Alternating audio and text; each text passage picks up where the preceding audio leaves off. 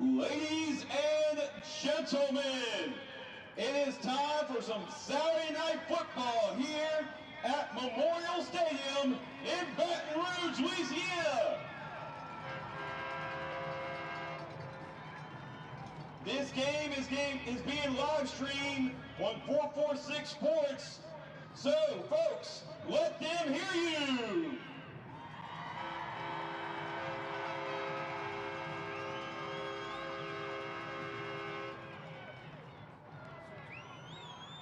This is the 5th annual Gridiron Football All-American Bowl game. Before we start kickoff, you see both teams lining up across the field in the north end zone. Team East in blue and Team West in red. What we're going to do is introduce each of these fine, great young men and great athletes on the field for you. So if your player's being represented, let them hear you.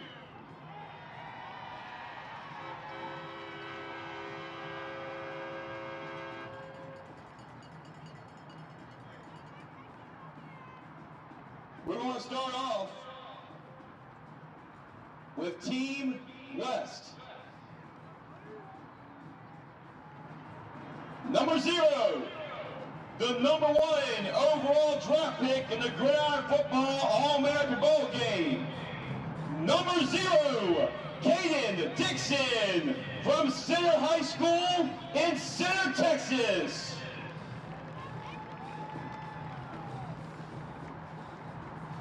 Next up, number 1, Jalen Harris from Escambia High School in Pensacola, Florida.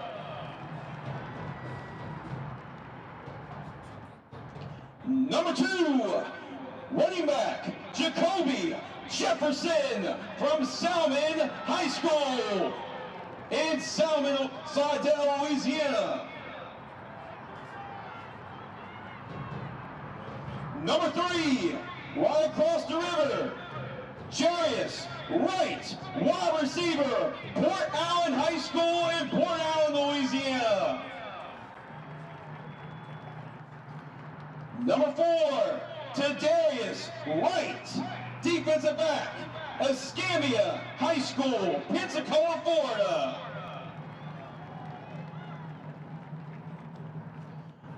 Number 5, Colin Leger, quarterback, Como High School in Lafayette, Louisiana.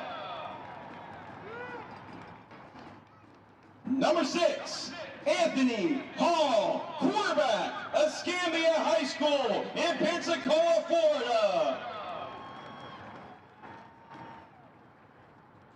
Number 7, from Arkansas, representing Arkansas is defensive back, DeQuincy Wilson from Barton High School in Barton, Arkansas.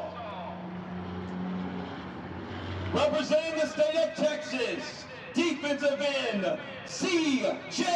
White from Foster High School in Richmond, Texas.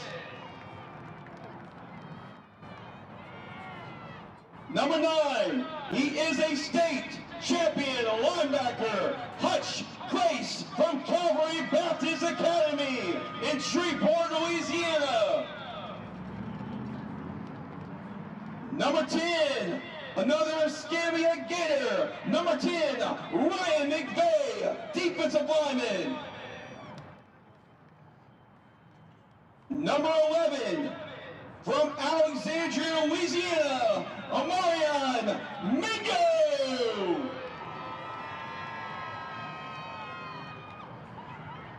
Number 12, from Terrebonne High School in Houma, Louisiana, Jaleel Matthews.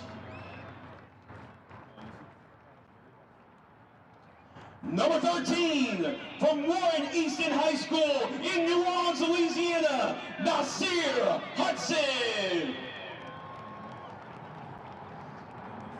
Number 14, from Walker High School in Walker, Louisiana, Jamari Evans.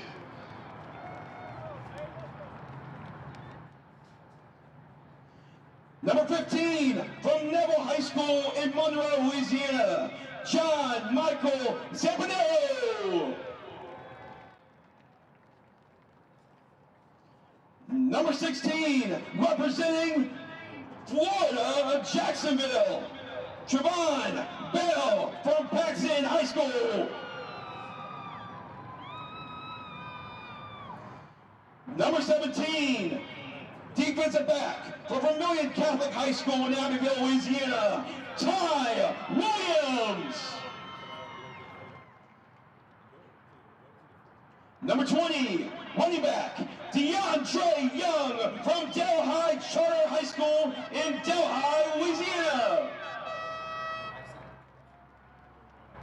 Number 21, from Neville High School, Vincent Butcher.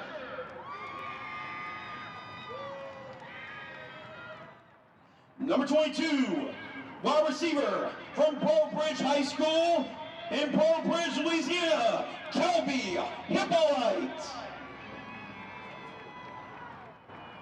Number 23, he is the younger brother of Heisman Trophy winner Devontae Smith. That is Christian Smith, running back from Amite High School in Amite, Louisiana. Number 24, we have running back receiver Decarian Sampson from Avoyelles High School. Number 25, right down the road from Scotlandville High School in Baton Rouge, Tyler Knighton. Number 26, he'll be long snapping for both teams, Grant Dinacoa from Dutchtown High School in Geismar, Louisiana. Number 27, one of our two tight ends tonight, Carl Marion Baptiste from Peabody High School in Alexandria, Louisiana. Number 28, wide receiver from Blessed Trinity High School all the way up in Ontario, Canada, Jaden Gurzy McDonald. Number 29, running back, Mackay Bean from Independence High School in Independence, Louisiana.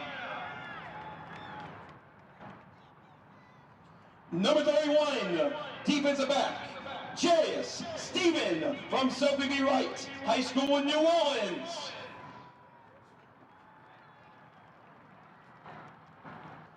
Number 32, Cody Noel Jr. from Pearl Bridge High School in Pearl Bridge, Louisiana, defensive back. Coming from the state of Florida, number 33, linebacker Lawrence Rivers from Chiefland High School in Chiefland, Florida. Number 34, coming from the state of Alabama, number 34, Zeke Cole from Westminster Christian in Huntsville, Alabama. We have another 34 linebacker, Rykeelan Van Zandt. He plays running back as well from Mansfield High School in Mansfield, Louisiana.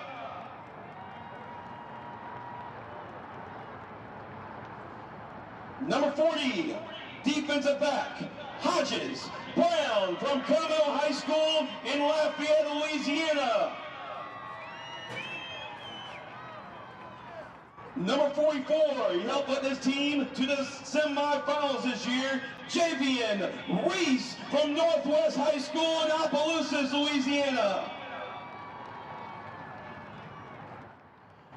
Number 45, defensive back, Alex Simon from Como High School in Lafayette, Louisiana.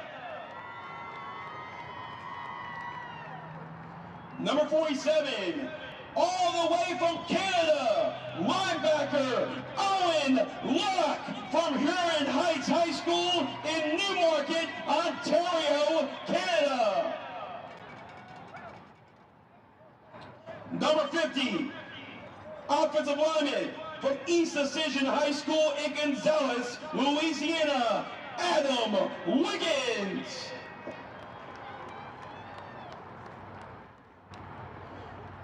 Number 51, linebacker Ricardius Boatwright from Independence High School in Independence, Louisiana.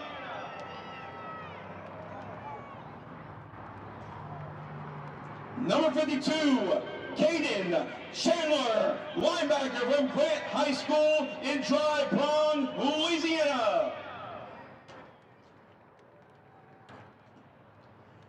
Number 54, offensive lineman Alton Risen from Livingston Collegiate in New Orleans, Louisiana.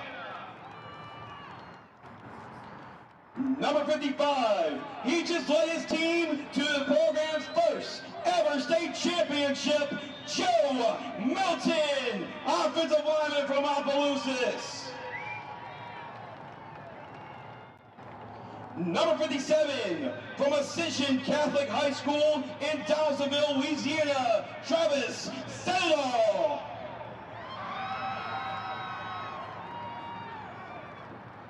Number 63, from Opelousas Westminster Christian Academy, it is number 63, Bryn Ray.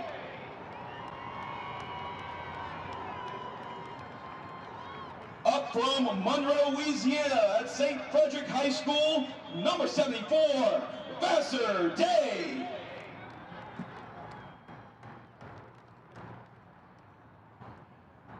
Our only representative from the state of Missouri, Cartersville High School, Jake Stevens.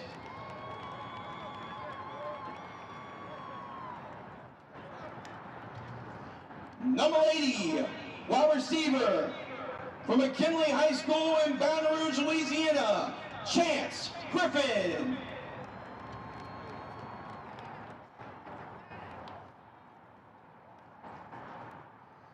Number 84, Wyatt Gibbons, wide receiver, Southside High School in Youngsville, Louisiana.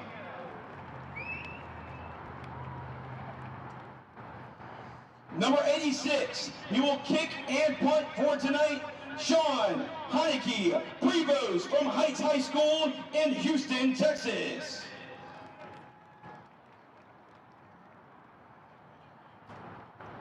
Number 88, from wide receiver from Cumbo High School in Laughlin, Louisiana, Jaden Saunier.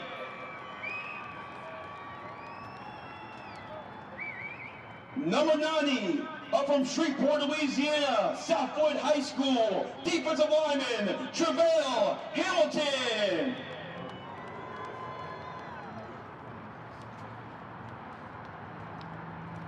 Number 91, offensive line and defensive line, Savion Moses, from Delhi Charter High School in Delhi, Louisiana.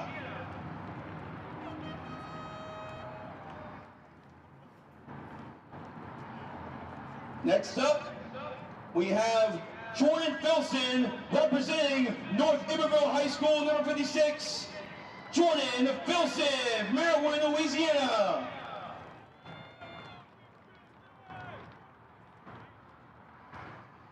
And finally, for the West, it is number 99, big defensive lineman, Braylon Dusain from Holy Savior Menard in Alexandria, Louisiana. Team West, led by head coach Mike Bennett, Scammia High School in Pensacola, Florida. That is Team West.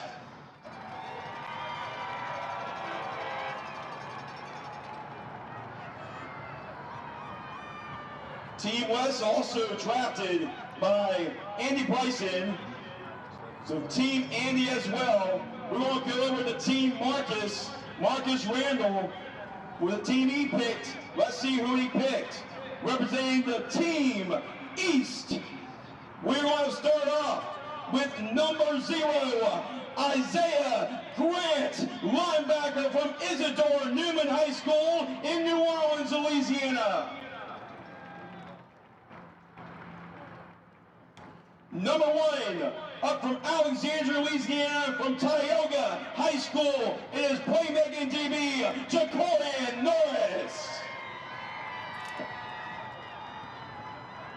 He can catch passes. He can kick game-winning field goals. That is number 2, Granville Anderson III from University Lab in Baton Rouge, Louisiana.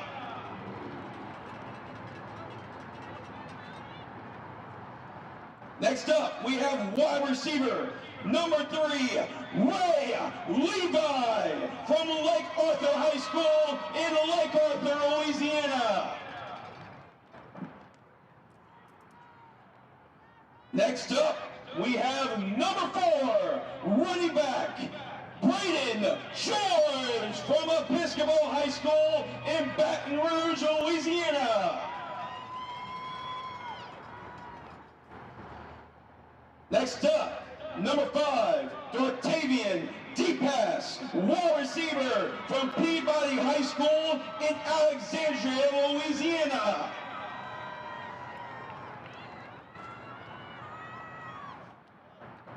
Number 6, Diego Spears, defensive lineman from Dutchtown High School in Geismar, Louisiana, the former Gridiron football player of the week.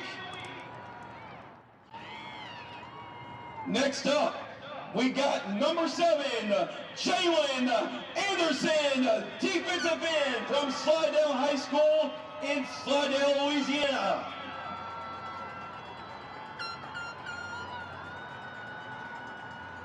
Next up, we got number 8, wide receiver, Omar Butler from Crowley High School in Crowley, Louisiana.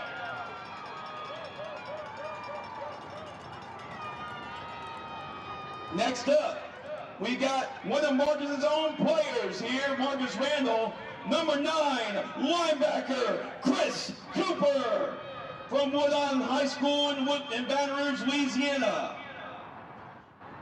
Next up, we have number 10, linebacker, Peyton McFarland from McDonald 35 High School in New Orleans, Louisiana, another former Gridiron football player of the week. Next up, running back / defensive back, Zarek Jones from Gina High School in Gina, Louisiana. Next up, we have number 12, James Owens, running back from Pine High School in Pine, Louisiana. Next up, we have number 13, running back, wide receiver, Douglas Thornton from Southern Lab High School in Baton Rouge, Louisiana. He led the Kittens to the state championship this year. Next up, we have our first quarterback, number 14, Samuel Tulos from Acadiana Christian in Lafayette, Louisiana. Next up, we have Javari Singleton, number 15, running back from Delta Charter High School in Faraday, Louisiana. Next up, we have the first overall number 1 pick for Team East, quarterback Bo Perez from Jesuit High School in New Orleans, Louisiana.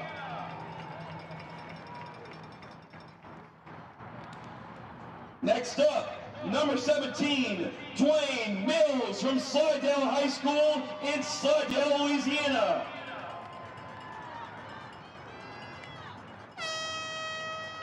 Next up, number 18, wide receiver, Dakota Johnson from Oakdale High School in Oakdale, Louisiana. Next up, number 19, linebacker, Caden Taylor from Grand Lake High School in Lake Charles, Louisiana.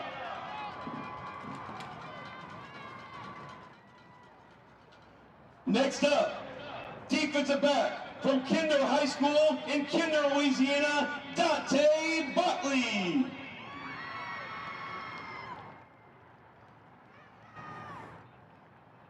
Next up, our second tight end in this game, number 21, Hayden Johnson from Notre Dame High School in Crowley, Louisiana. Next up, number 22, defensive end from Northwest High School in Opelousas, Louisiana, Mackenzie Audouin. Next up, number 23, defensive back, Mason Warren from Parkview Baptist High School in Baton Rouge, Louisiana.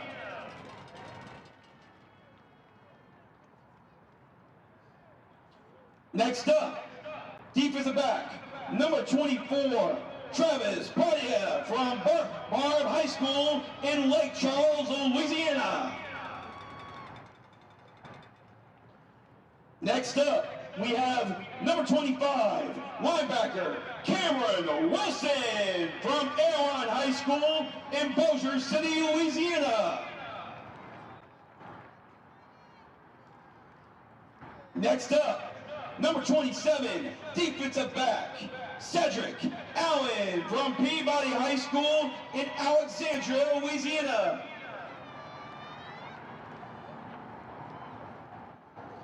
Next up, number 30, representing Tioga High School in Alexandria, Louisiana, Maximus Cadomas. Number 31, defensive back, representing Peabody High School in Alexandria, Louisiana, Eric Voorhees.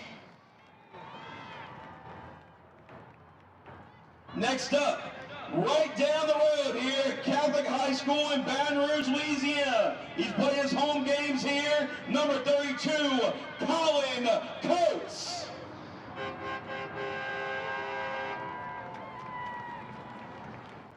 Number 33, next up, running back from Delta Charter High School in Faraday, Louisiana, Otis Bates Jr.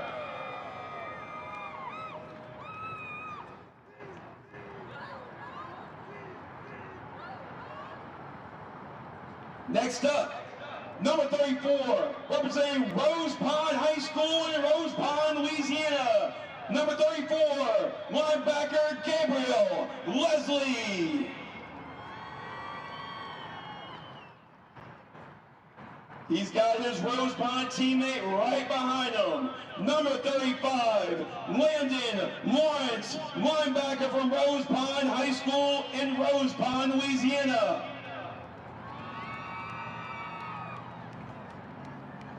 Next up, we got a very special treat for you. We have two juniors that won't be participating in the game, but next year, keep an eye on number 40 participating in the experience. Number 40, Gridiron Jenkins, the defensive end from Salmon High School in Slidell, Louisiana.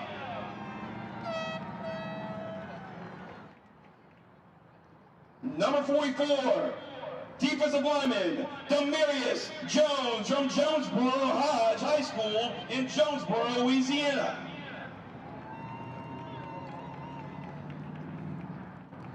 Next up, number 48, defensive lineman and linebacker, Corey Leday from Southside High School in Youngsville, Louisiana.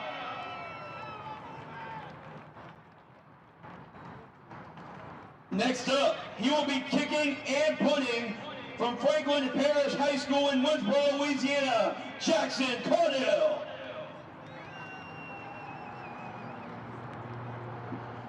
Next up, number 54, defensive lineman, Zion Taylor from Peabody High School in Alexandria, Louisiana.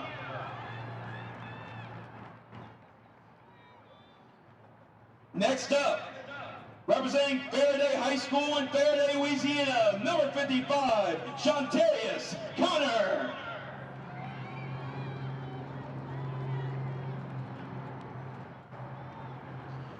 Next up, right down the road from Woodlawn High School in Baton Rouge, Louisiana, offensive lineman, Cedric May.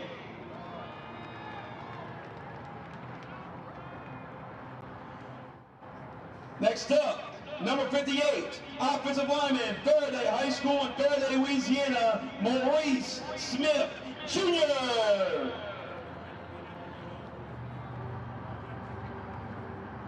Next up, number 59, offensive lineman, Riggs Knight from Slidell High School in Slidell, Louisiana. Next up, number 62, offensive lineman, Blaine Savoie from Rose Pond High School in Rose Pond, Louisiana.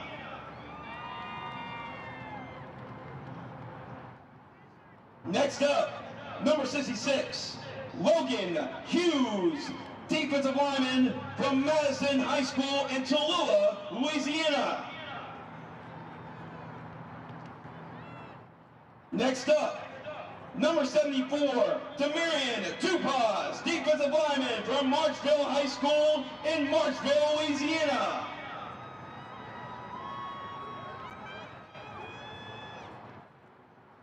Next up, number 75, defensive lineman from Laurelville High School in Laurelville, Louisiana, Kane Olivier.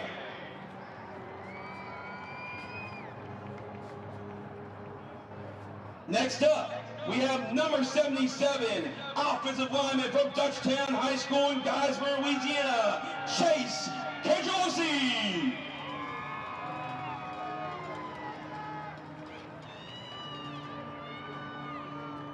We have with us also TCU signee, offensive tackle from Sterlington High School in Monroe, Louisiana, Mitch Honnet.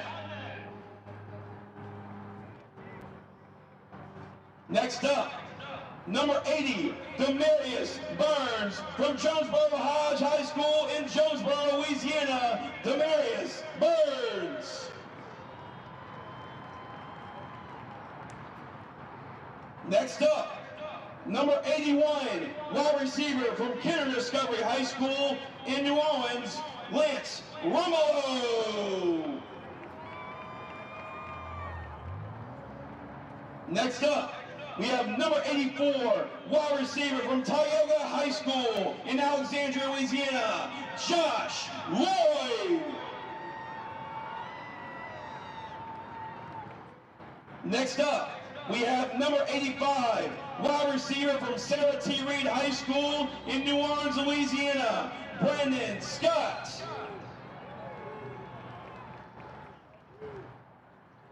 Next up, we have wide receiver from Leesville High School in Leesville, Louisiana, number 88, Isaiah Farley. Next up, he is a state champion right down the road from Catholic High School in Baton Rouge, Louisiana, number 97, Blair Russo.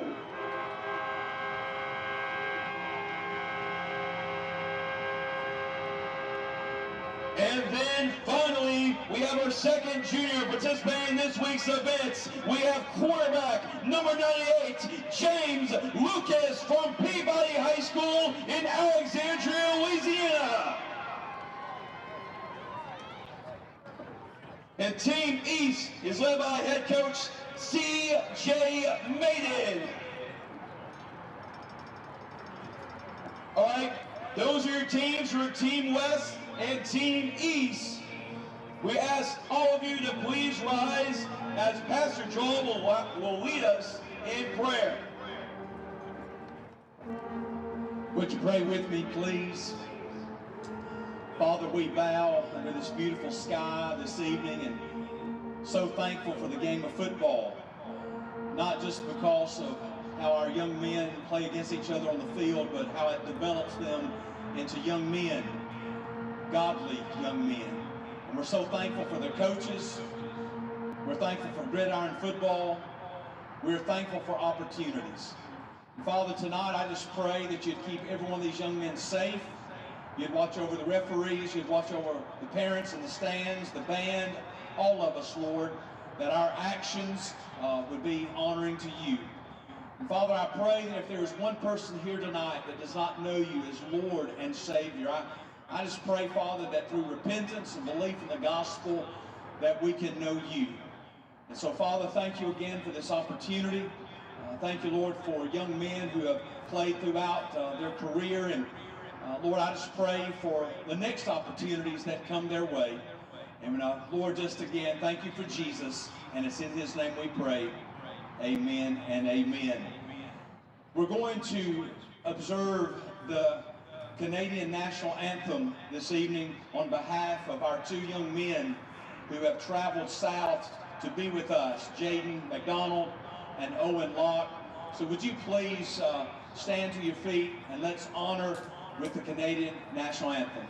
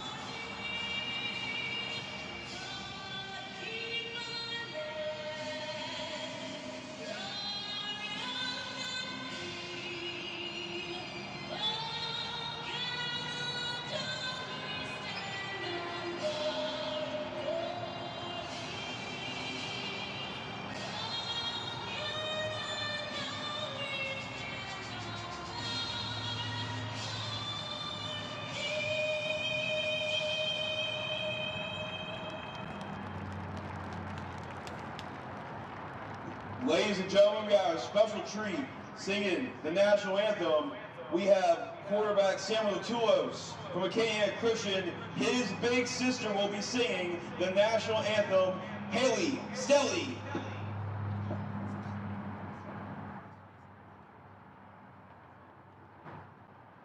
Oh, say, can you see by the dawn's early light what so proudly we hailed at the twilight's last gleaming, whose broad stripes and bright stars through the perilous fight o'er the ramparts we watched were so gallantly streaming, and the rockets rang out, the bombs bursting in air gave proof through the night that our flag was still there.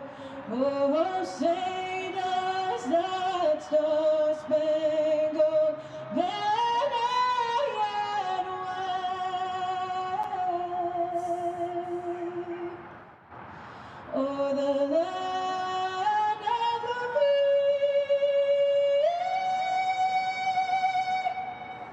and the home of liberation.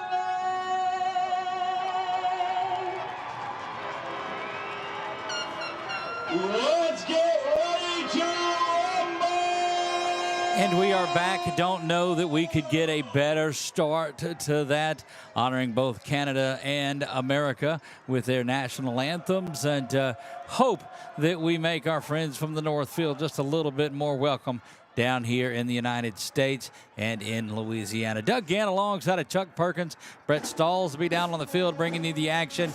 Going to be a wonderful night. You heard all of the roster players that are out there. We're going to get a look at the captains for tonight's team. First, for the red team, the West, number 14, Jamari Evans.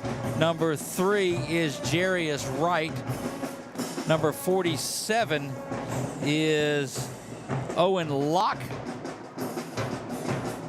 Number 25 is Tyler Knighton. And those are the captains for the west side. For the east squad, number 7 is Jalen Anderson. And we'll get those guys once they start to make their way out.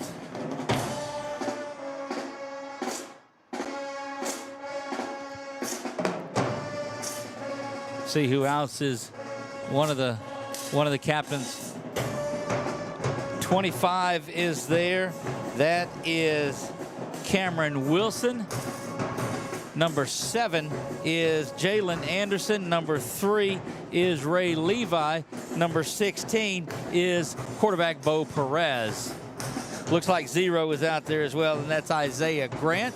Handshakes, as these guys have hung out together a lot this week. It has been a pretty good week for these young men. You see them right down there in the middle, and that is just a tremendous shot by our man Brett Stallsby down on the field. We are right in the huddle with those guys.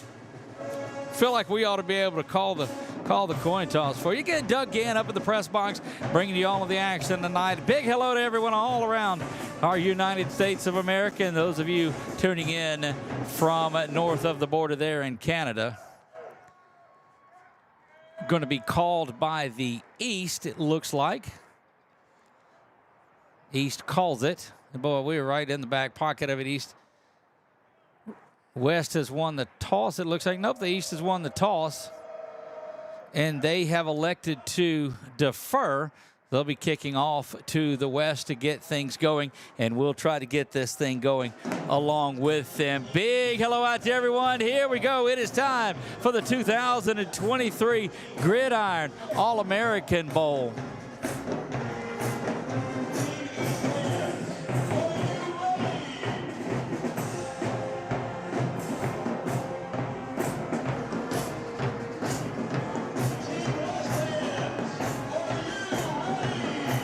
Looks like both teams a little confused as they're all going down on the same side of the field. So that's going to make things a little difficult for them. And one of those things they got to just get worked out. Not sure which end of the field they're going to be on, but both squads intermingled. And I know they've played some weird games this week, but I don't think that's what they have in mind. They're playing kind of the XFL style rules where they put everybody down there together on this kickoff.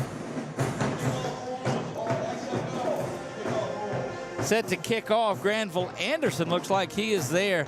And this is one of the things that makes this a little bit different, as they will play that XFL style of kickoff that has everybody together in there. So pardon me for missing that. Coach Mike Bennett, Coach C.J. Maiden out here explaining, hey, you got to give these guys. And so it's, boy, this is going to be a lot of fun. They'll kick off. They'll be within 5 years. And what this does is it takes away from a team being able to get a real big running start and hit somebody backsides or anything like that.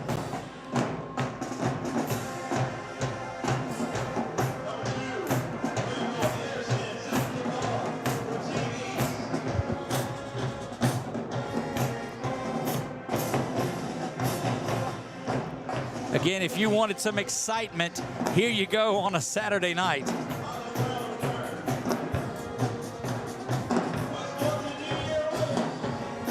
Well, folks, you've waited for this one. It's been 365 days since the Orange Beach game concluded. Got a little national TV publicity on that one, and on SportsCenter, and a You Got Mossed setup. Who knows what tonight's going to hold? So glad that you are along here with us. A little bit of a late start getting everybody announced on there, but 6:30 looks to be kickoff this evening. West has that defense. East has that offense. What's going to give tonight? We're just a couple of minutes away. Again, some things to watch. That front seven for the West team. The quarterback out of Jesuit, Bo Perez, and those speedy receivers all around. It is offense, it is defense, it is going to be 4 15-minute quarters. College rules. Granville Anderson set to put a foot into this one, and here we go. Ball is caught, and now the blocking can begin. Off and going up the middle, going to be brought down outside the 33-yard line. on the return for the West. That was number 40, Hodges Brown out of Como, gets that. Anthony Hall is going to come back there at quarterback.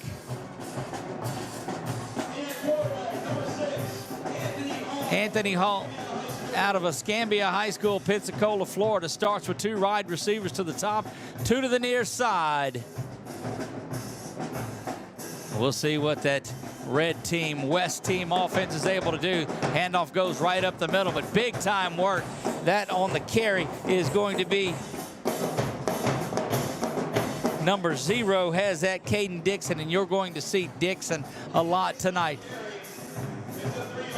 Couple of thousand yards each of the last 2 seasons. Isaiah Grant, the linebacker out of Isidore Newman, comes up and makes that play. Dixon gets 2 yards on the carry, 2nd down and 8.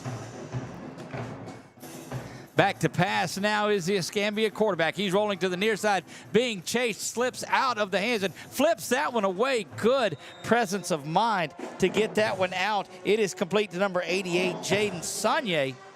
Saunier pulls that one in. Well, good pursuit down the far side. That's good for a 1st down to officially give him 8 yards on that one. He'll get out there. It is a 1st down out to the 30, 45-yard line. Correction, 2 receivers to the top and to the near side. Here we go. Red team moving. Saunier in motion. Speaking of motion, there is going to be a false start penalty against the West. Looking at some of the players that are out there for the West, that is number 3, Jarius Wright to the near side. Along the top is number 14, Jamari Evans. Number 80 is out there as well. That's Chance Griffin out of McKinley. And in the slot and in motion, that is that inside handoff trying to get around to the outside is the West team. Good seal block along the outside and driven out of bounds, but an 8-yard pickup for Jaden Saunier. And we'll see hit. 7 yards. We'll see if they called the penalty for a hit out of bounds. It was very close to the edge. Don't know if we can see that one again, as it was pretty close. Can't do it. We'll work on getting our instant replay in there. Dead ball personal foul against the defense, and that in fact was the call on that hit out of bounds. The tackle was made about 4 or 5 steps out of bounds right there. And that continues to get that red team moving down the field. Coach Mike Bennett coaches Escambia High School out of Pensacola, Florida. And that is where his quarterback is in there. 3 receivers to the near side. Our first look at number 27, Carl Marion Bates, the tight end out of Peabody, is in. Handoff up the middle goes to Dixon. Dixon stiff arming, spinning around. The Northern Arizona commit picks up another 5 yards on it. Number 0, Caden Dixon on the carry. They'll give him officially 5, get it inside the 30 to the 29-yard line. Looks like it's 2nd down and 5 now. Good work. You wondered if the offense of the West was going to be able to keep up with that offense of the East. We'll see how that goes. Right now, they're moving the ball well. Left to right as you look at it. Handoff goes up the middle. That's a new running back in there. Much smaller running back, but very speedy is Christian Smith. He is the running back out of Amite High School. Again, we told you early on, he is the younger brother of Devontae Smith. Just as fleet of foot there. Great running back, Christian Smith.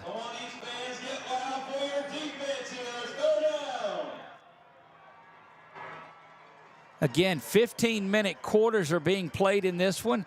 East is in the blue, West is in the red. No score. First possession for the red. Snap is back and now rolling, looking to the near side. Going to step up in the pocket, spinning out of traffic. Now dumps it off, looking for Smith, unable to get there.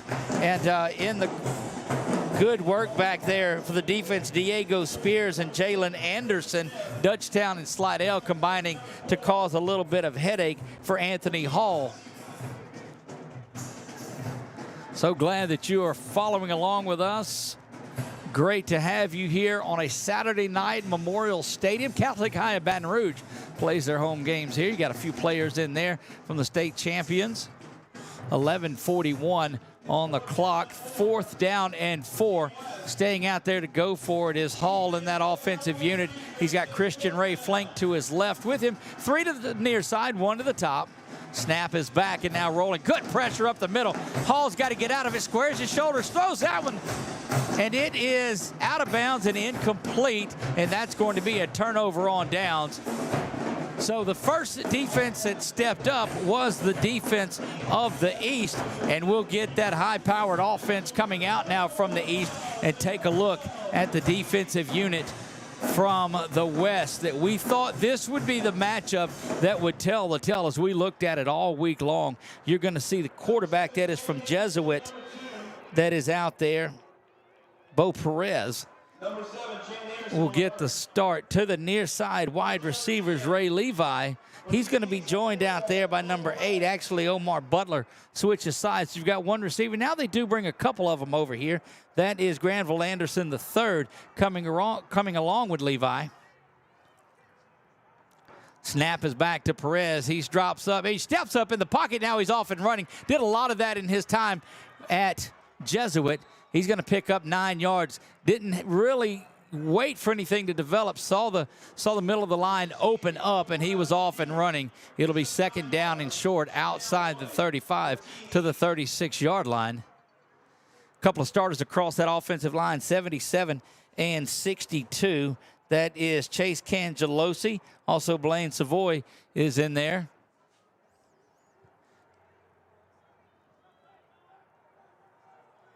Starting at running back for the East, Douglas Thornton. We told you to watch for him out of Southern Lab. He gets the swing out of the backfield. He's going to have to pick up some room, and does. Gets the first down. Threw it about 8 yards behind the line of scrimmage, but was able to run forward and get the first down. And that's what you want to do if you are either the offense is your first one out. You want to go out and move those sticks. That just gives you a little bit of momentum. These teams will switch series with their players. There's no really first team and second team, kind of a 1A and 1B. They rotate in a bunch of superstars. Perez looks over at the offensive unit. 4 receiver set, 2 to the near side, 1 to the top. Back to pass again. Didn't do a lot of this, but that's that arm. He zings it out there, just unable to hold on to that one. Was number 5, DePass, Dartavian DePass out of Peabody. Boy, he DePass and that young man from Lake Arthur both have a lot of speed out there.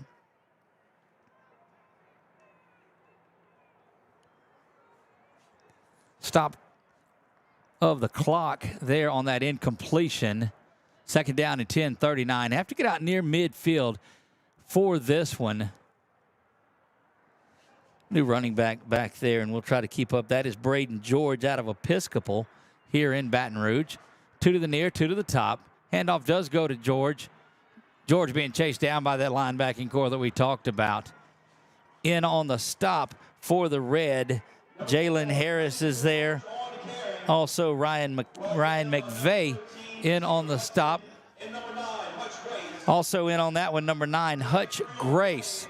Hutch Grace out of Calvary there in Shreveport, 14-0 state champs.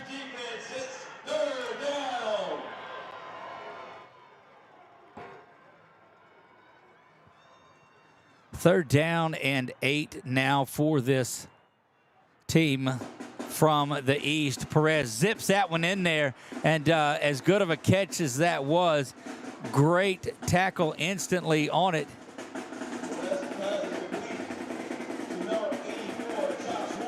That was Jarius Stephen out of Sophie B. Wright that came up and made that entering now for the West. Travell Hamilton, he'll make his way in. A little bit heavier set now that's going in there. And going to be a timeout by the West. We'll keep it here and just kind of settle things in for you as things getting going kind of rapid again. Glad that you are able to tune in and see this one wherever you are.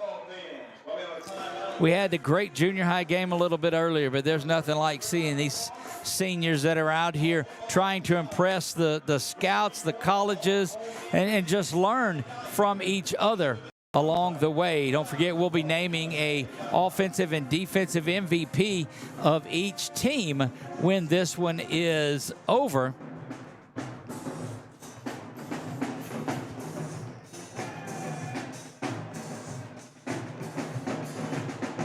And one of the bands in the house that'll be performing at halftime. Ball rests on the 49-yard line. First down and 10. East team trying to get in there. Bo Perez, quarterback out of Jesuit, didn't get an opportunity to throw the ball a lot. We have him as a dark horse MVP of this game. Just throws the ball so well. Just didn't get a chance to. Handoff, though, is there. That is Braden George on the carry.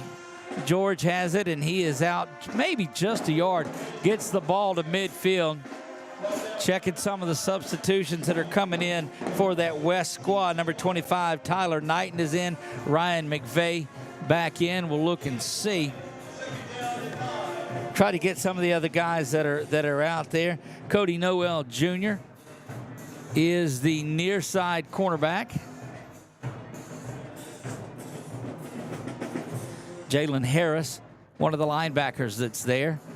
Perez back in the shotgun on 2nd down and 9. Looking over the top, has to tuck it down. Escapes trouble, is going to run by one of the linebackers. Still on his feet, gets the first down and out of bounds. But not before he gets deep into territory. And they'll swap things out. 33, 34, and 51 coming in. That is Zeke Carwile that goes in. Lawrence Rivers is there.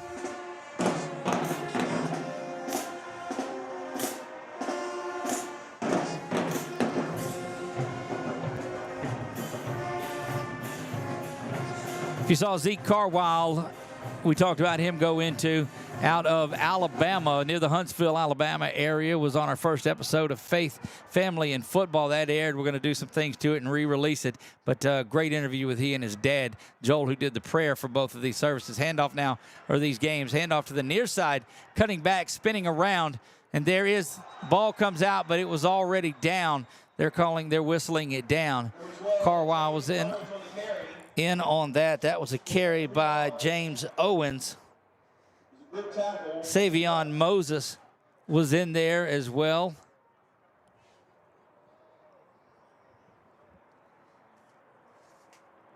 '51 was Lacardius Boatwright out of Independence. He's got some time in there too. Rivers from Chiefland, Florida, comes out on this one. Also in there for the Red, I see Tadarius Wright, one of the DBs out of Escambia.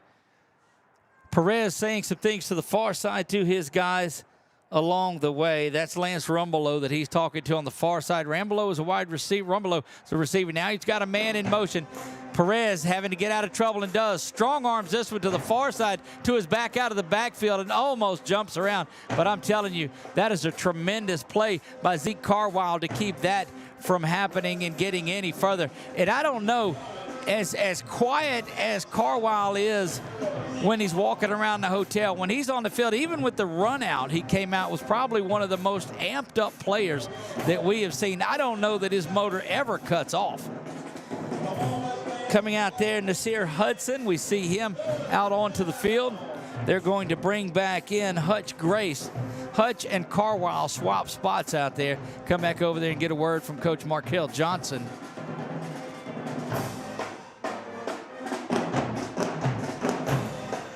Perez now faces 3rd down and 8 from the 31, and that's going to be a timeout.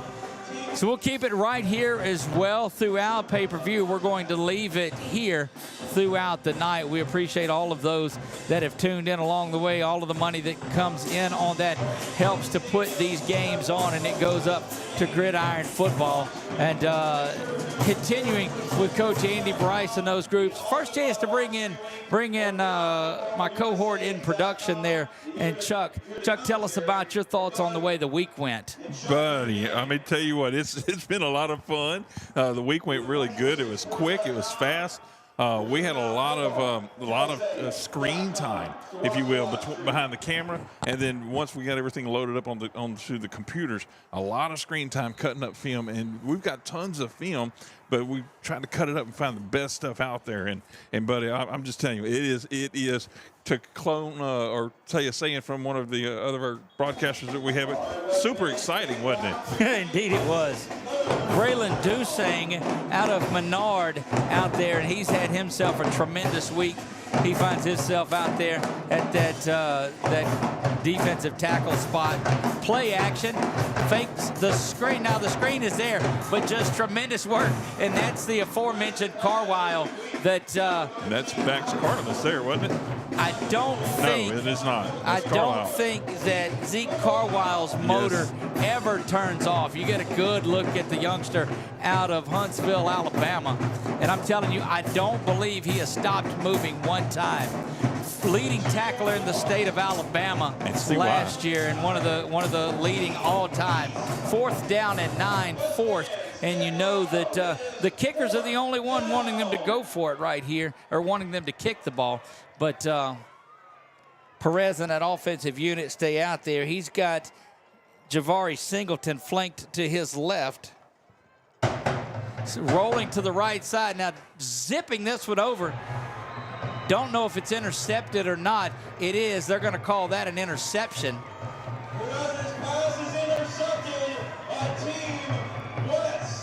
That is.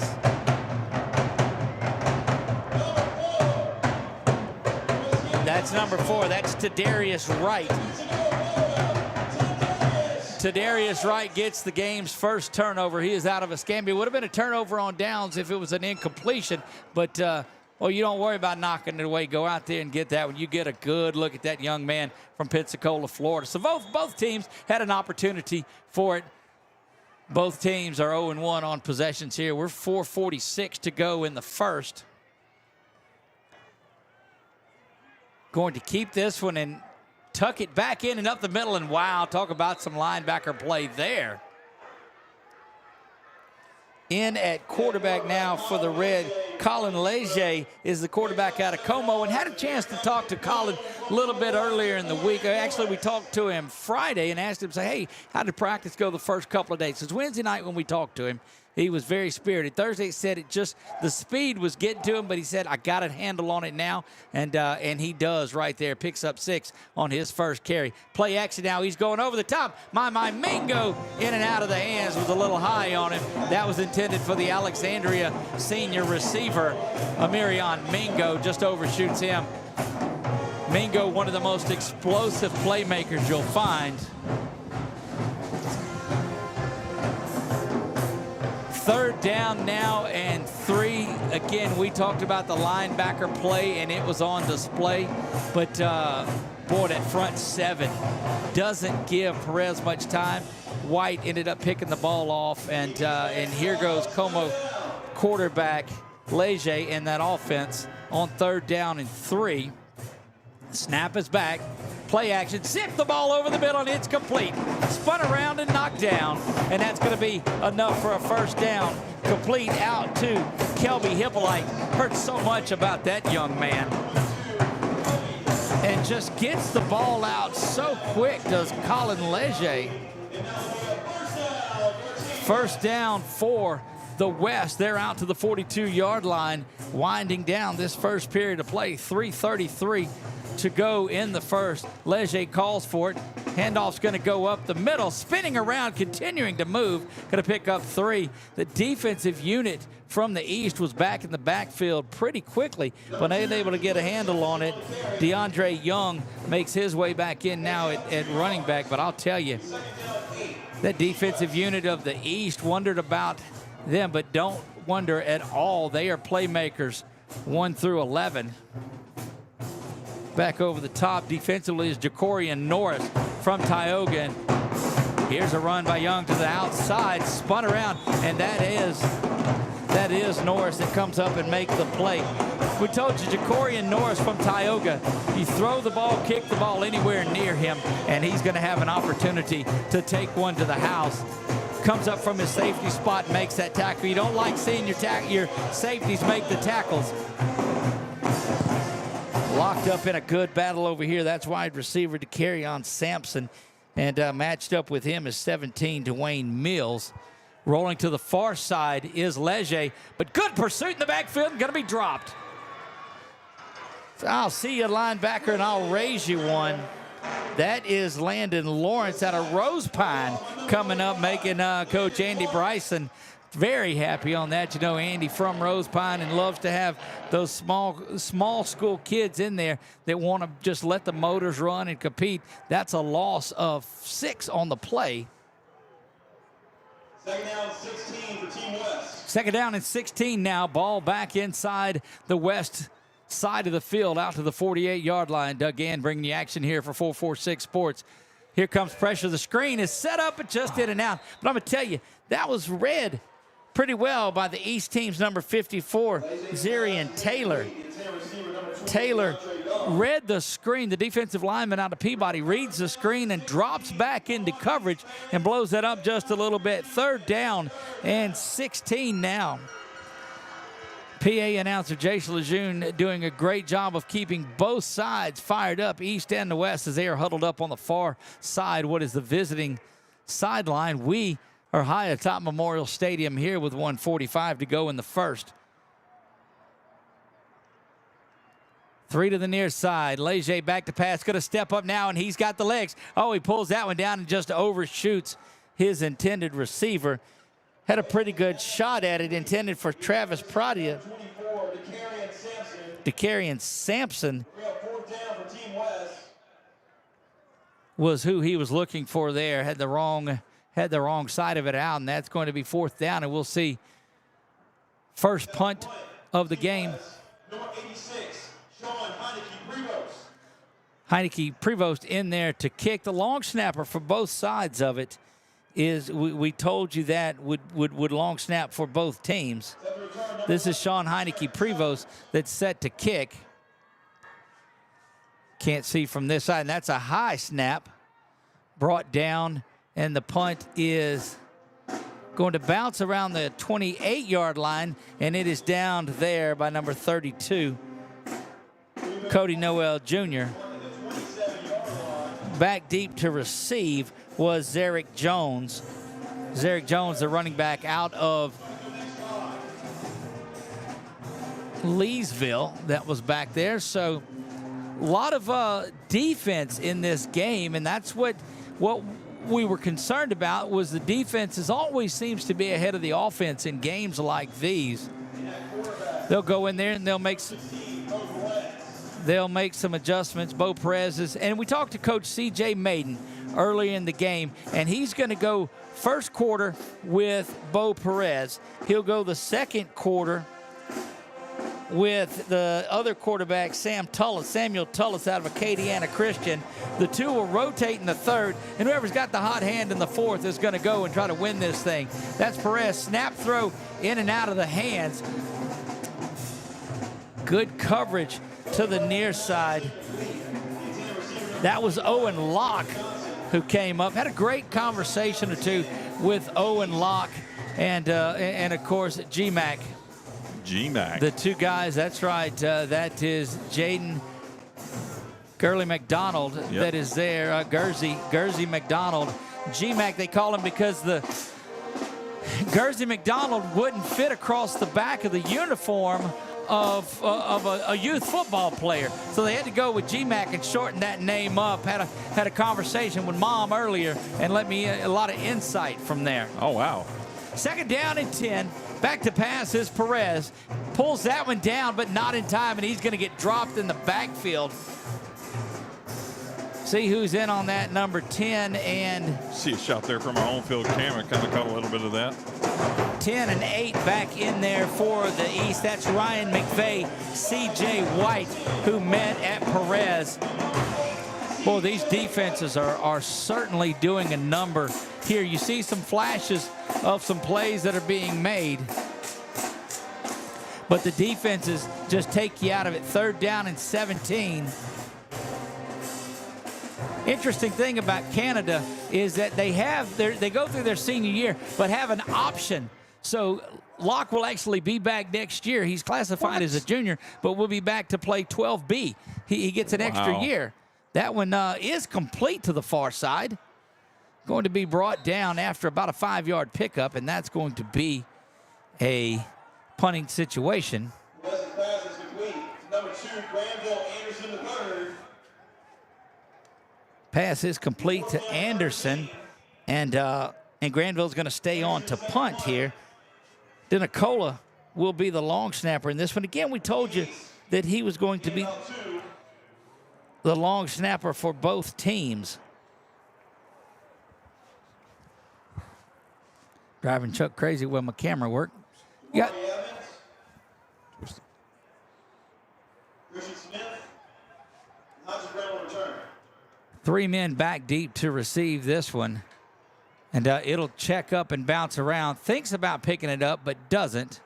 And it's going to be touched down there by Dante Botley out of Kinder High School. And that will mark the end of the first period. Got a defensive battle in this one. So glad you could join us. No score after 1. Here at the 5th annual Gridiron Football All-American Bowl Game.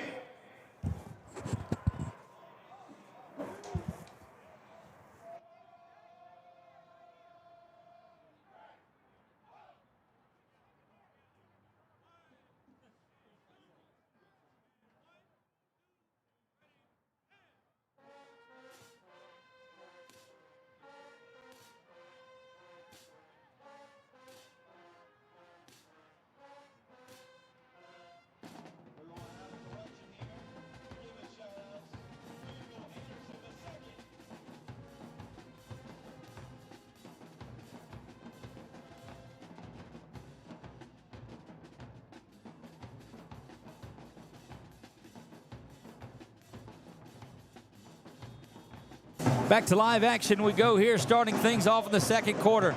And that is the Escambia quarterback, Anthony Hall, looking to go deep. And what a bullet he throws over there. Just overshoots the intended receiver. But you see that arm out of Anthony Hall, quarterback from Escambia.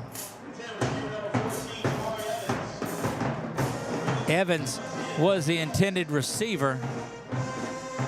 So they're rotating quarterbacks throughout the series on the west side. On the east side, they'll do quarters. So we expect that we'll see our first look of the night at quarterback out of Acadiana Christian for the east when we come back out there. And that same tells. Look to the far side. That one is there and taken out of bounds. But the biggest play of the night offensively. First quarter of play, it looks like they're just filling each other out just a little bit, trying to see what is going to work.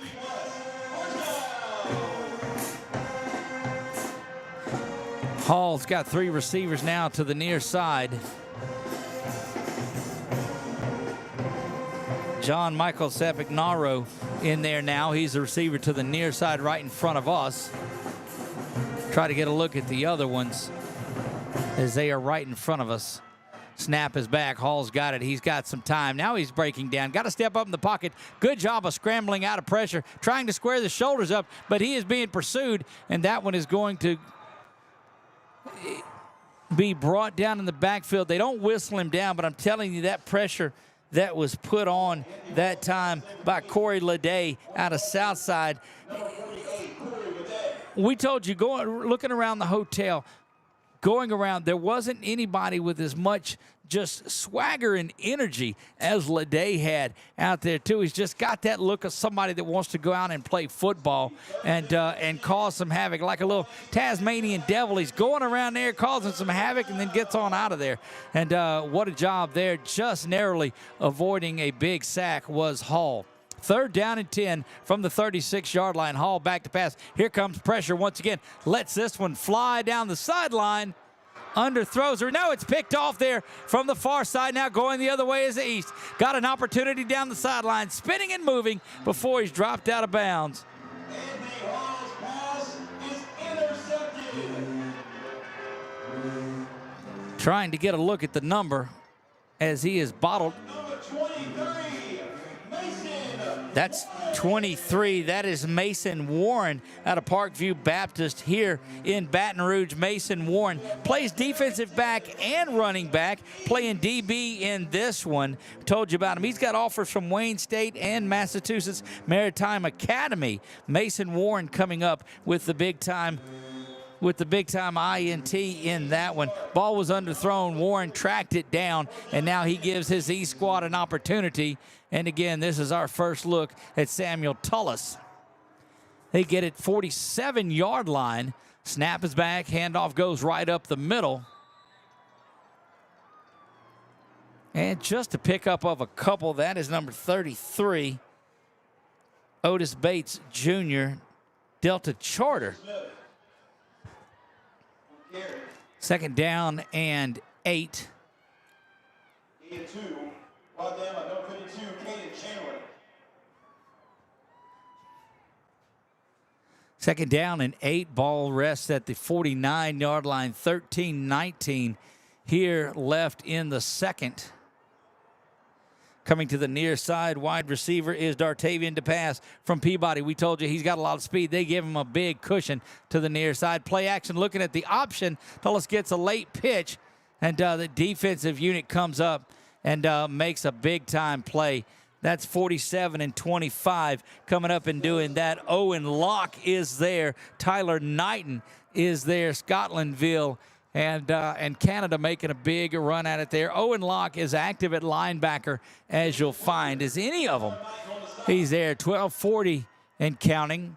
Thought that was such a great touch on this one, playing the Canadian national anthem. Come on there, honoring those young men that have made the trip and all of those that are watching up north there in Canada.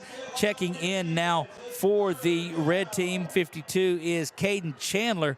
Caden Chandler's back in central Louisiana, Dry Prong. Grant High School is where that young man is from.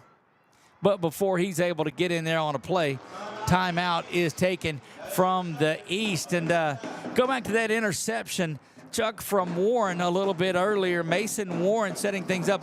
Ball was underthrown, and he has the wherewithal to spot up, look at it, and go back and get it. Right. He was, you said it all, because I was in the midst of doing something up here, but you're right. I mean, it generates a lot of excitement for that team over there. And, you know, there's definitely some playmakers that are on that side, and they're proving that to be the fact here, that they are a bunch of playmakers. Indeed it was, and a lot of times you hear the knock on these DBs is that they play DB because they can't catch. He did a great job of that, and you saw some of that 4.6 40 speed on display as he starts making his way down the sideline and sets this East team up. We'll see if they can pay that interception off. Third down and 7. Ball rests in plus territory for them at the 49-yard line against that big four-man front. Tullis back to pass, gets that one in there. Innan trying to make a man miss down there on the inside. We'll see who has that. Coming up at the bottom of the pile is number 84 for the East. That is Josh Lloyd out of Tioga. I got to give him a little shout out there and put him up. Tioga Chuck, part of that Tioga crew that covers that game. So he's very familiar and a teacher at Tioga. So he certainly knows that young man well. Grant Denicola is the long snapper out of Dutchtown we told you about. Grant Denicola, the only long snapper. He will snap both ways. When we interviewed him, we talked to him, and he said, look, he just realized at 8 years old he could snap at 12 yards and has turned it into a pretty good craft here. He really has. Getting a lot of practice here today. Anderson will kick this one away. It's high and coming to the near side will bounce around and take a East roll. It's bobbled around. East is going to come up with the ball as that snap was bobbled, and coming up and picking that up was number 20. That is Dante Botley. Dante Botley comes out of it, and that was an ill-advised attempt by the West number 23, Christian Smith, trying to make something happen and didn't do that. And now it's going to be, we'll take a look at the BU Designs instant replay as that ball is bouncing around and you wanted to just let it go, and there it was, but you see Smith unable to hang on to it, and there's Botley, Johnny on the spot of getting that in. And now this West team defense is going to be tested. It is first and goal from the 10-yard line. Boy, the nose of the football just on the outside of the 10-yard line as we sit and the clock rolls at 10:56 and counting. We'll see what Samuel Tullis and that group are able to do. As he got in there at running back, looks like Braden George, number 4, snaps back. Handoff there, goes up the middle from the 5 and down to the 4-yard line, banging around, looking for the game's first points. Coming back in now for the West, 10-42. That's McVeigh alongside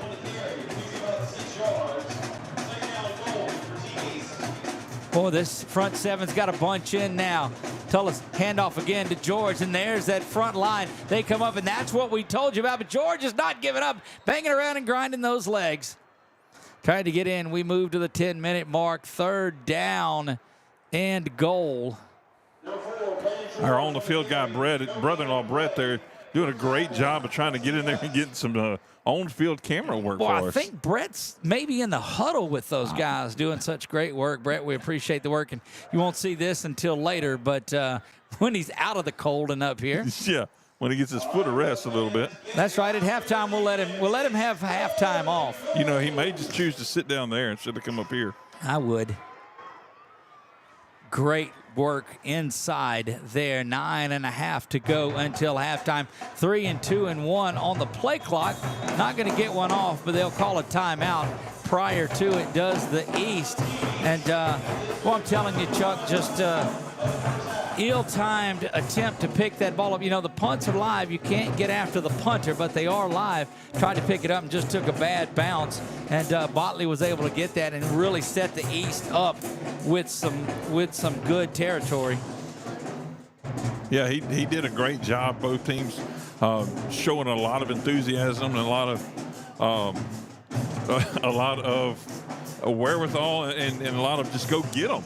You know, they're just really out here just getting it, and it may be just because it's the big first half, you know, halfway-ish through the first quarter, and they're just excited to be here, but they are definitely showing that excitement out here on both sides of the ball on both teams. Indeed, they are. One of the biggest plays in the game here, this 3rd down and goal from the 3.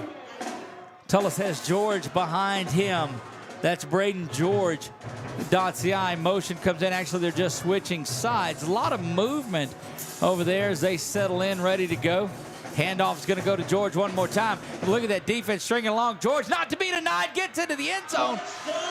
Braden George, touchdown East team. First one comes at 9:15 into this game. Check out this nice handiwork by a switch over to our on-field camera when we looked at it. There's George getting his way around the linebacking core, and you see him up the hill and into the end zone. Goes Braden George for the game's first score. And everybody dancing here in the stands after that one.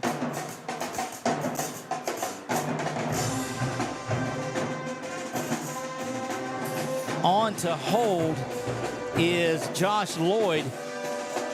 And that extra point is up, and it is good. On with the extra point. That is number 50, Jackson Cordial out of Franklin Parish.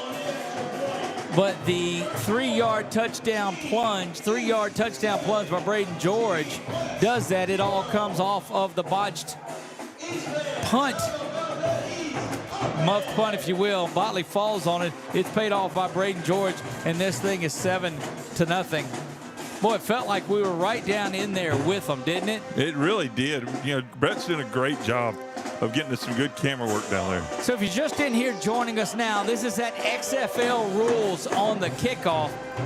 Can't block from the distance. You don't get a big running start at it. You got 2 guys back, and that's your choice. The rest of them are up there on the 30 and 35-yard line. When the ball is caught, that's when you're able to go and block for it and take off. This one high to the 5-yard line. It is caught, so the blocking begins. Now coming to the near side, working his way around. Look, I'm telling you, Chuck, I didn't really have a good look at this before, but I ain't mad at it. Jamari Evans comes up there.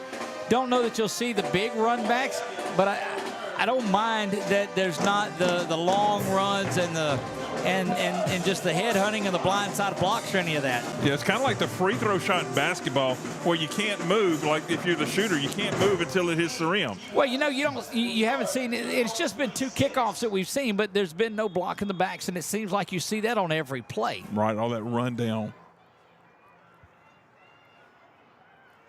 New quarterback in, and that puts it turf onto the ground, spun around, and this is going to be trouble and really nowhere to go. There's a little bit of a block in the back.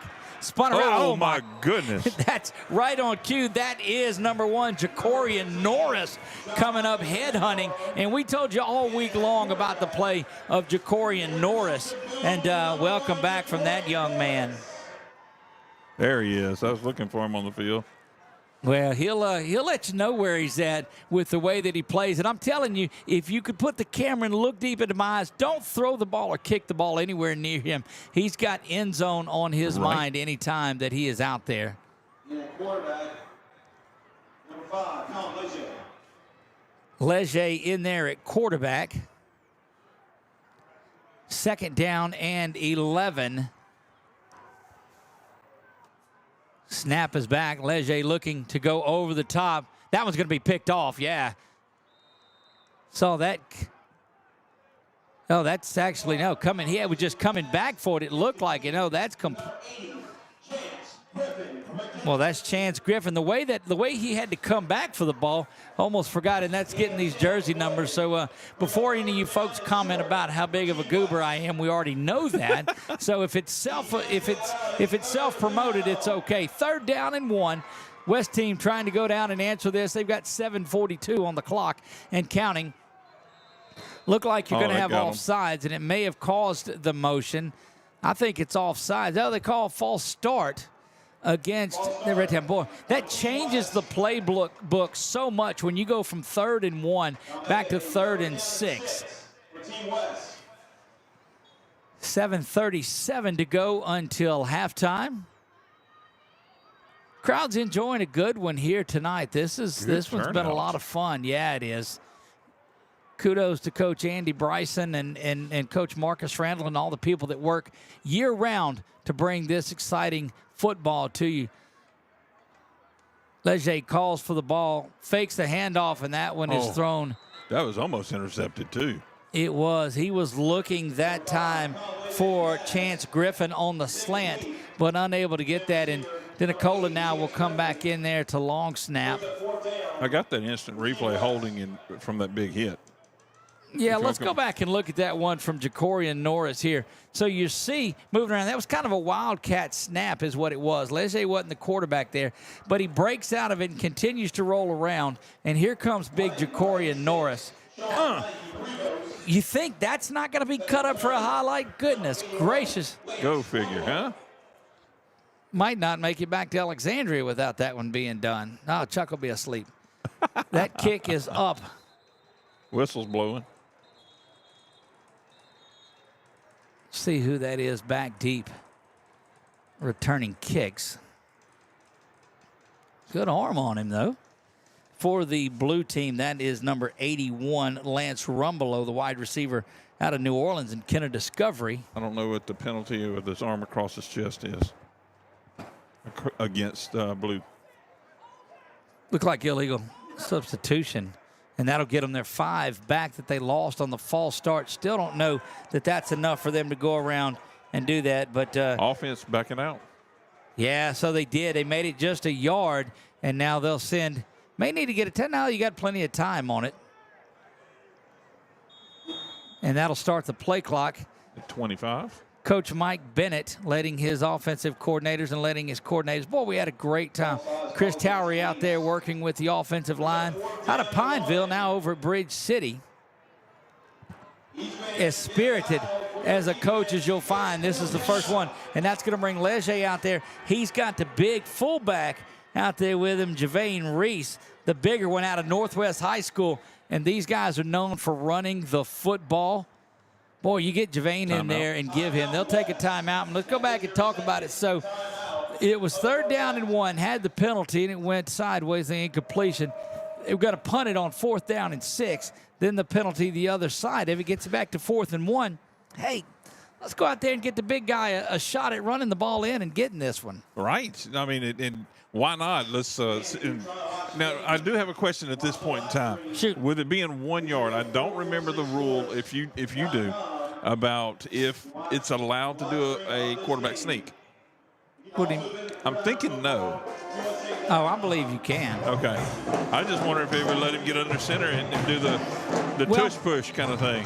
Thought about it, but you get big number 44 in there, and a running back from out of that Opelousas area at Northwest, who had a big semifinal game against Opelousas, the eventual state champion there. True. But you go out there, and Javane Reese, he goes 5'7", 195. Give the big fella a chance to bust through there behind that offensive line, and there is Leger and Javane Reese out there. Keep an eye on number 44 in the backfield, and let's see what he's able to do. Well, they could fool everybody in play action and just roll Leger a route on a bootleg. He's trying to get him in position. Look, they may be moving him up and running a little trickeration. They don't do it. 6 and 5 on the clock. Leger doing a good job, and Leger's going to keep it. Good blitz up the middle, but Leger still grinds his way out for a 1st down. Was hit by a couple of players in the backfield, but there was no stopping him. Now look at Leger get up, and he's fired up. And I told you when I talked to him yesterday, he said, look, day 1 was tough. That had been Thursday. He says, but I got it figured out, and I got my swagger back. And indeed he does. Colin Leger with the big time run to get that tough 1st down yard. Give him one of those. There you go. I think the filling out period is over with. These guys are banging around and going and getting it. 2 receivers to the near side, to the top. 1st down and 10. Here comes motion. Leger pulls out when he's going to roll to the other side with it, trying to make things happen. And no, he gets banged around down there. Number 35. Firing there. through his 35, and making that play is Landon Lawrence. Also coming up to finish off, Jalen Anderson.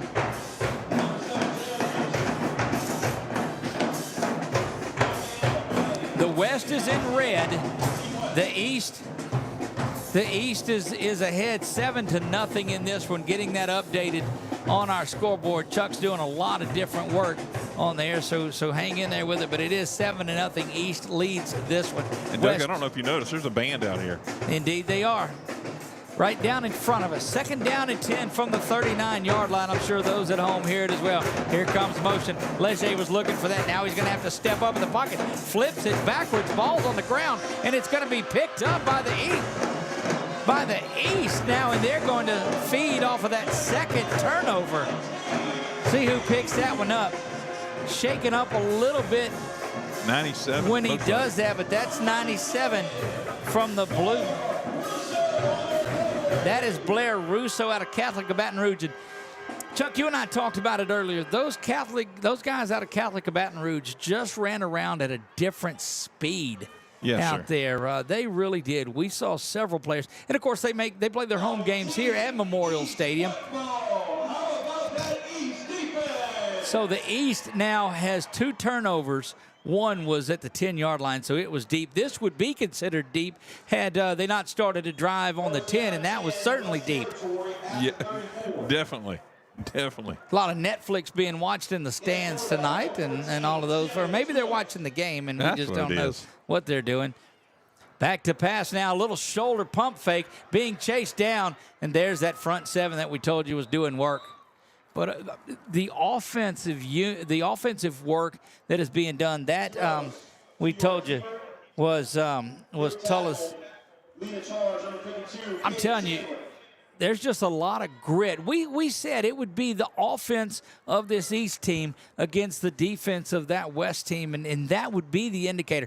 Kind of saw that from the way that these guys were practicing first time around early Thursday morning, which seems like just weeks ago, but was just a couple of days ago. And I know 85 and 81. Sorry, Chuck. 85 and 81 to the near side. That's Rumbelow and Scott to the near side. Oh, my goodness. There's that defensive line coming up and making some things happen. See who climbs off of that first. That is number 13 of the Red.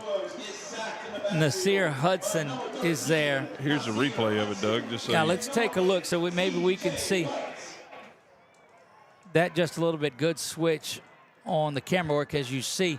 Just firing up the middle, and there it is. And coming off, look, it was going to be either one of those young men that were going to do it. Coming off the side was number 8, C.J. White. Also, that makes it third down, and just might as well be 10. It's just a small bit away from that 10, so we'll still mark it at third down and 10. Good work by the defense of the West. Fake the blitz. Can't blitz here. Pitch to the far side. Gathering some yards and made it through the initial front line, but brought down. That was number 12 that's carrying that one, James Owens. James Owens, a running back out of Pine High School, and it's going to be fourth down now. It would be a 46-yarder from here, so I think that the East is content to either try to get it the way their defense has worked. Let's see what they're able to do. Just a side note, the East team, a couple of their coaches, Coach JT and Coach Collins, Coach James Taylor and Coach Collins, are 5-0 in this. So just never know. They're all rolling out. Good coverage down the side. And that's exactly what you expect. Look, that is 32 that's back on coverage. You talk about the front seven, but I'm going to tell you, Cody Noel Jr. out of Breaux Bridge saved what would have been a sure touchdown, and was in the receiver's pocket the entire time. And man, what a ball game Coach Andy Bryson and his group have put together here. They really have, and these kids are definitely fired up because of being able to be here with Gridiron Sports. Gridiron football, sorry. And I don't say that Sports just Night. because Andy walked into the place with us, but what a ball game. And look, Coach Marcus Randall. So we've got Team Andy and Team Marcus here. Back to pass. Now stepping up in it is Hall, but he's going to be met by that front line and drop there. Big time work inside. That's Demarion Dupas out of Marksville that comes up and makes that play. Boy, that, and I don't want to go over it, but we told you it was going to be the defense of the West versus the offense of the East. But this defense of the East has just risen to everything. They're throwing a shutout here with 2:39 and counting until halftime. Anthony Hall back to pass. Quarterback from Escambia throws a little screen out. That is complete. That is complete down to the near side, and Ray Levi.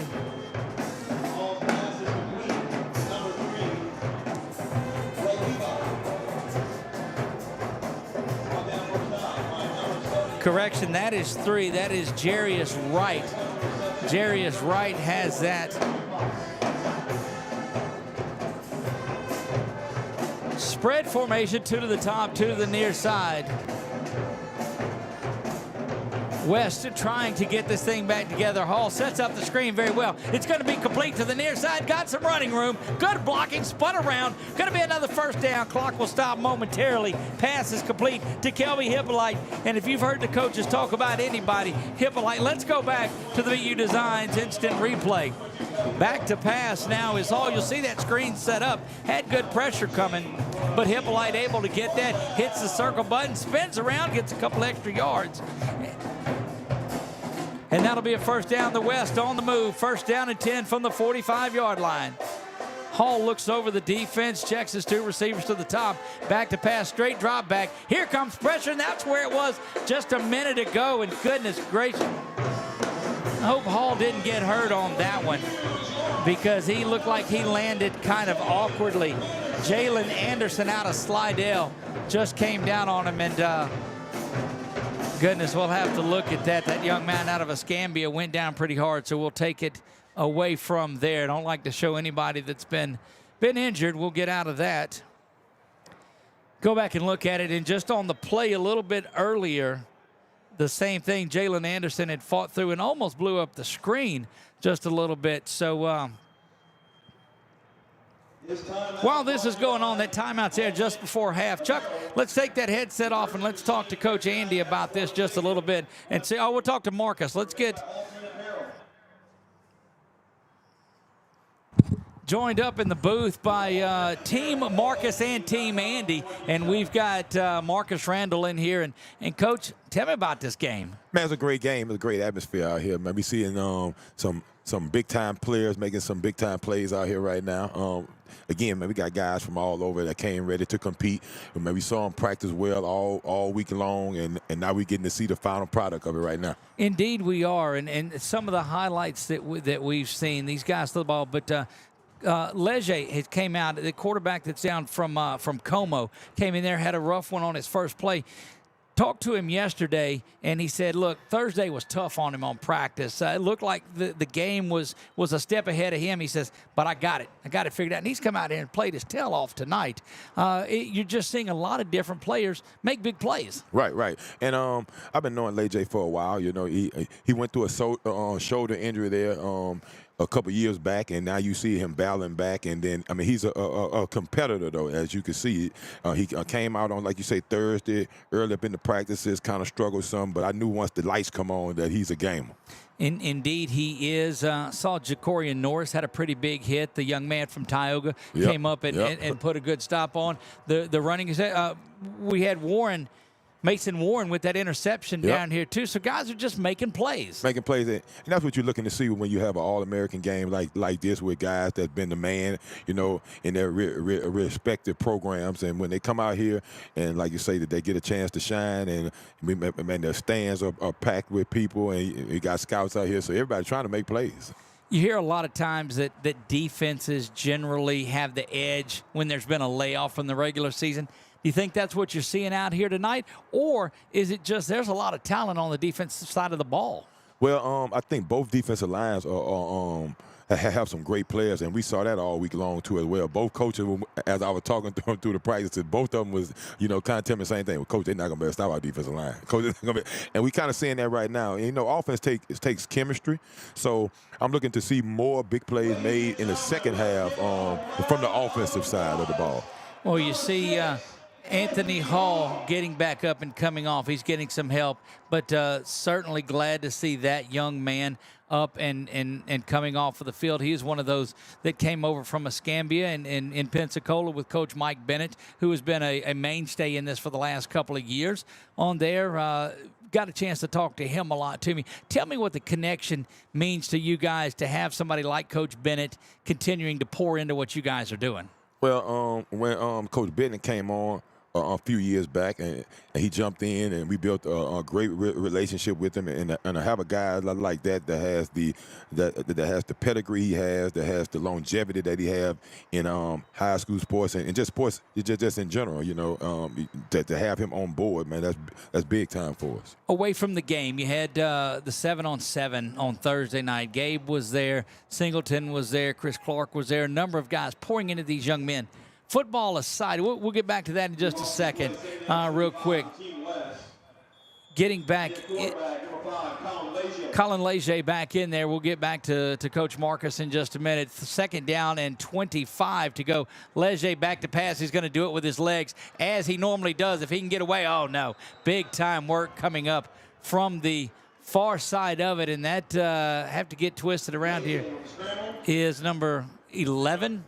Number 0 is coming up, in Isaiah Grant Speak to me about that young man out of Newman, Isaiah Grant. He seems like he's just been all over the place. Right, and a guy like that, when he first hit the roster, man, we knew we had a player coming down. Yeah. And he's been in a great program, Newman. I mean, if you know anything about the Mannings, you know that's the Newman place. I mean, I think I heard some of the guys calling him Manning all week long. Indeed, they were. And look, his smile never left his face. Right. He enjoyed it the entire time.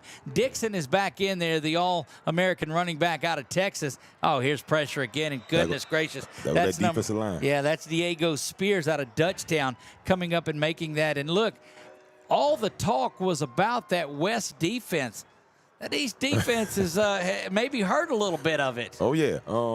Like we said, I mean, I'm looking for more plays from the offense in the second half. But as you can see, just like the coaches told me, both defensive lines are playing at a high level. But right there, we saw Diego Spears coming out of Dutchtown, a guy I've been seeing watch since middle school. Yep. Knew he would be this kind of player. Well, that gets us to halftime, but I want to get back to the question that we talked about before we get there, and while everything is getting ready for halftime. 7-on-7. You had those guys talking some real talk. It was 7 coaches talking for 7 minutes, feeding into the lives. Football was the vessel for it, but it was just an opportunity to talk more into the lives of these kids. Tell me about the idea behind that 7-on-7. Well, anytime you can have guys come in, and this is our second time doing it, second year. And when we can get guys to come in and not only coach them up on the field, but also coach them up in the game of life, man, that's what it's all about. Because as those guys spoke about, man, the air going to go out the ball for all of us at some point. And then who you going to be once that happens? Right. Did you use the game and get everything that you needed to get out of the game? Learning all those things and just pouring wisdom and knowledge into those guys. And that's what it's all about. One thing I took out of it was that Gabe isn't afraid to give you his opinion, is he? He'll let you know about it. And his solution was to put more ballers into politics. And he made some great points there. I know growing up, I thought you had to have certain credentials to even run for political offices and stuff like that. So to be able to even give the kids that and just to open their minds up to see, because I mean a lot of them probably don't know that either. That's right. So just to open their minds up and just to get them thinking that way right now, because those are your leaders, those are your future leaders, those are your future lawmakers, and if you want to make change, then that's a great place to be to make change. Look, and it was nice of you to take them by your house last night too. I mean, you all went to LSU, and I mean that's your place. Right. So man, that was a great thing. I heard a lot of the parents, a lot of the kids enjoying that they never been. Some of them never been to college games. Right. And definitely some of them had never have been to any LSU games. So that was a big thing, be able to show them something where I'm at. A place that gave a lot to me. Right. And to be able to go out there and we had a blowout win. Well, we're excited about the success that this has gone. This is year 6, and look, the magic of Coach JT, Coach Collins, still alive. The East team has a 7-0 lead in here.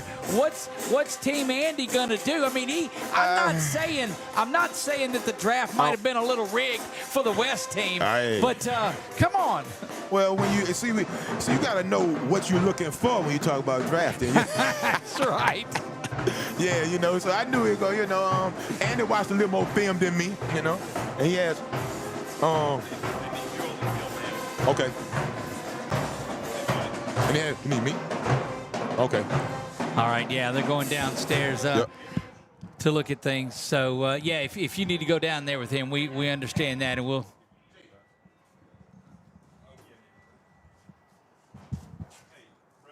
We're going to sit back and let you watch some of the sights and sounds here at halftime. Don't go anywhere. We're about 12 and a half minutes away from getting back into the second half of this one. I am Doug Gann alongside of Chuck Perkins, 446 Sports, bringing you the 2023 Gridiron All-American Bowl.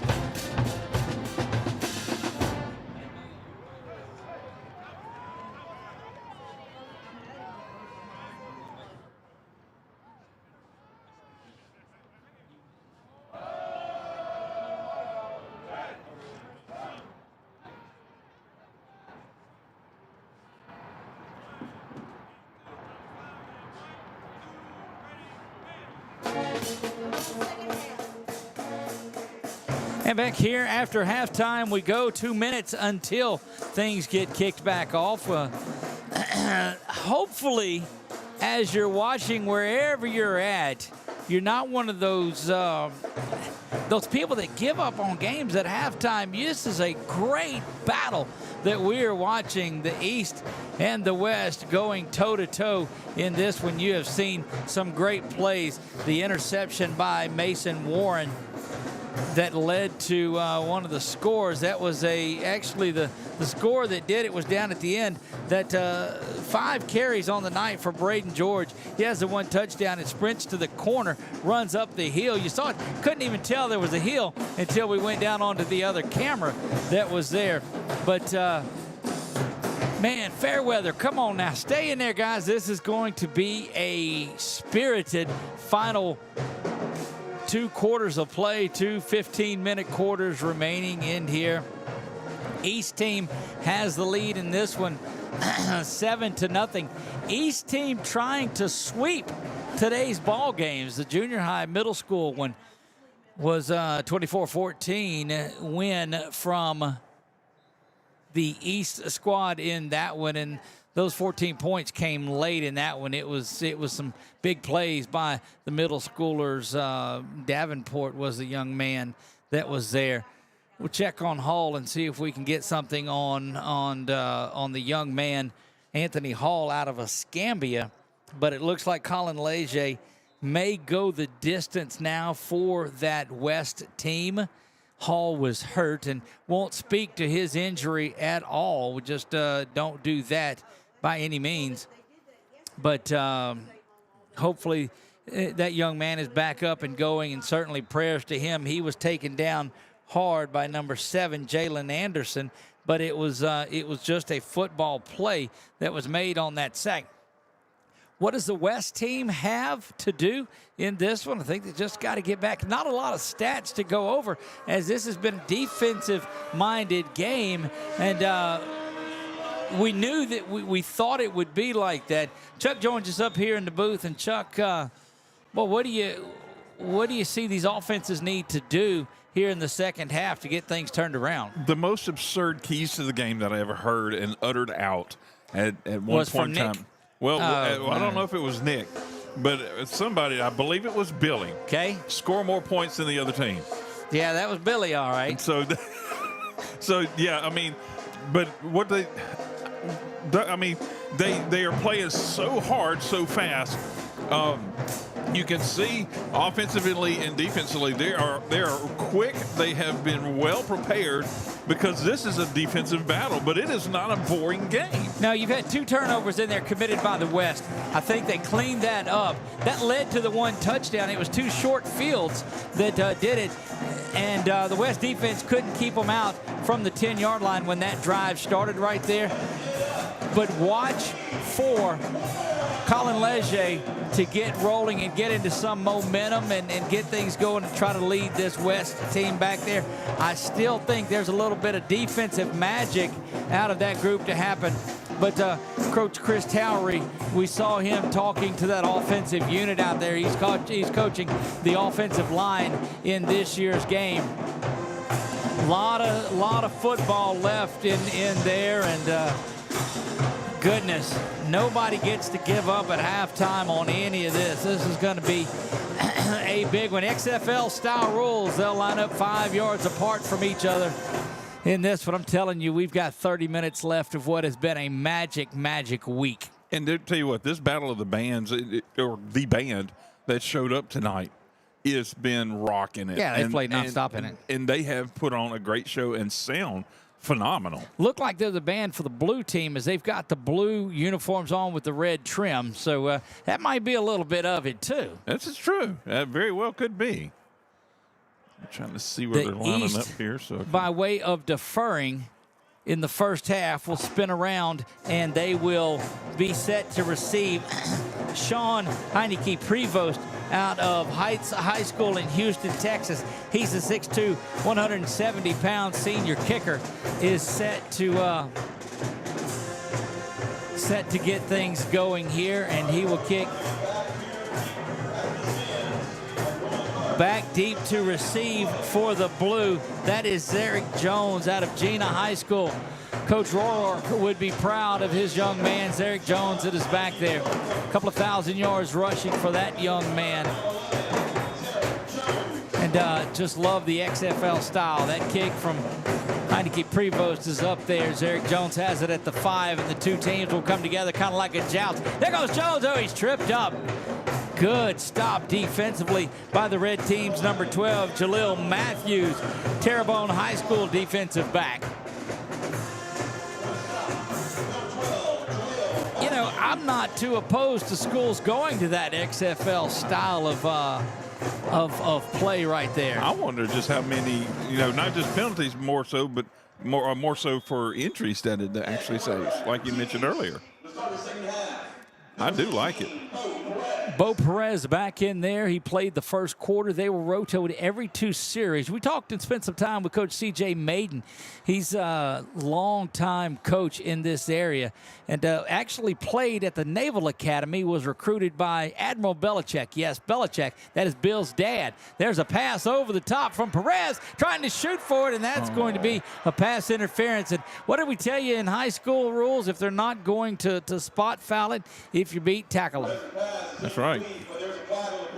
Now, Perez testing that arm, he did go out in double coverage and throw. But the only way that you're going to stop that is to make it a spot foul. But I don't know that that's ever going to happen. But if it's something that's like that where there's a tackle made, if it's just, but you can't discern between the two of them. Anyway, they gets the ball out to the 40-yard line following that penalty.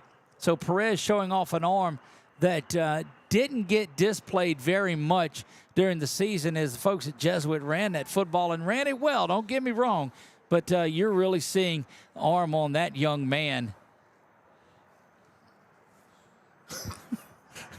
D'Lo joining us. Yeah, D'Lo joining us for a moment there. First down and 10. Like maybe we have didn't see a timeout signaled, so not sure what the holdup here. Long way from when we started this thing in August of this season. It was 110 degrees, maybe 100 degrees yes. For a few days. Yeah, it's it's been a complete change. It's a seasonal sport. How about that?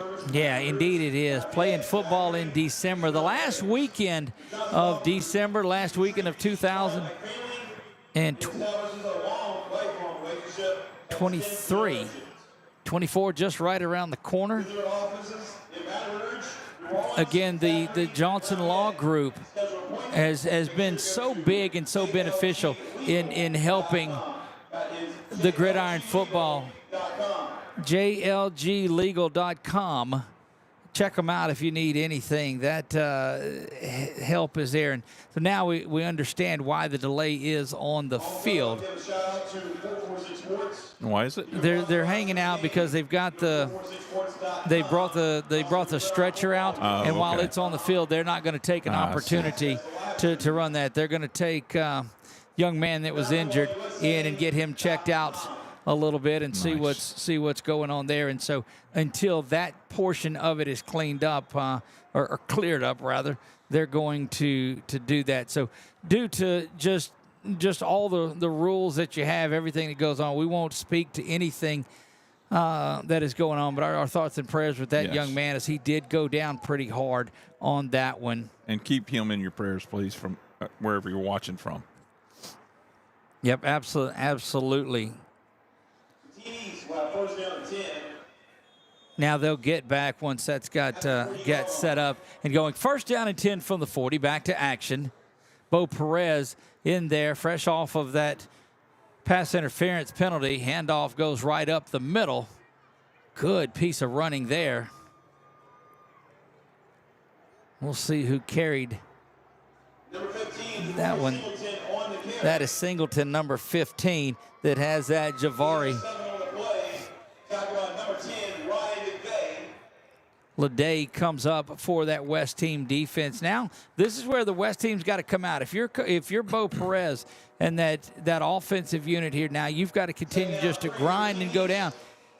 Your defense is throwing a shutout. If you can get a couple of scores in there, Leger will be the only quarterback available for the rest of the way. We do know that. So he'll be able to get into a little bit of a rhythm. The Como High star out of the Lafayette area, but right now it's Bo Perez in that offense for the East. And here comes pressure up the middle.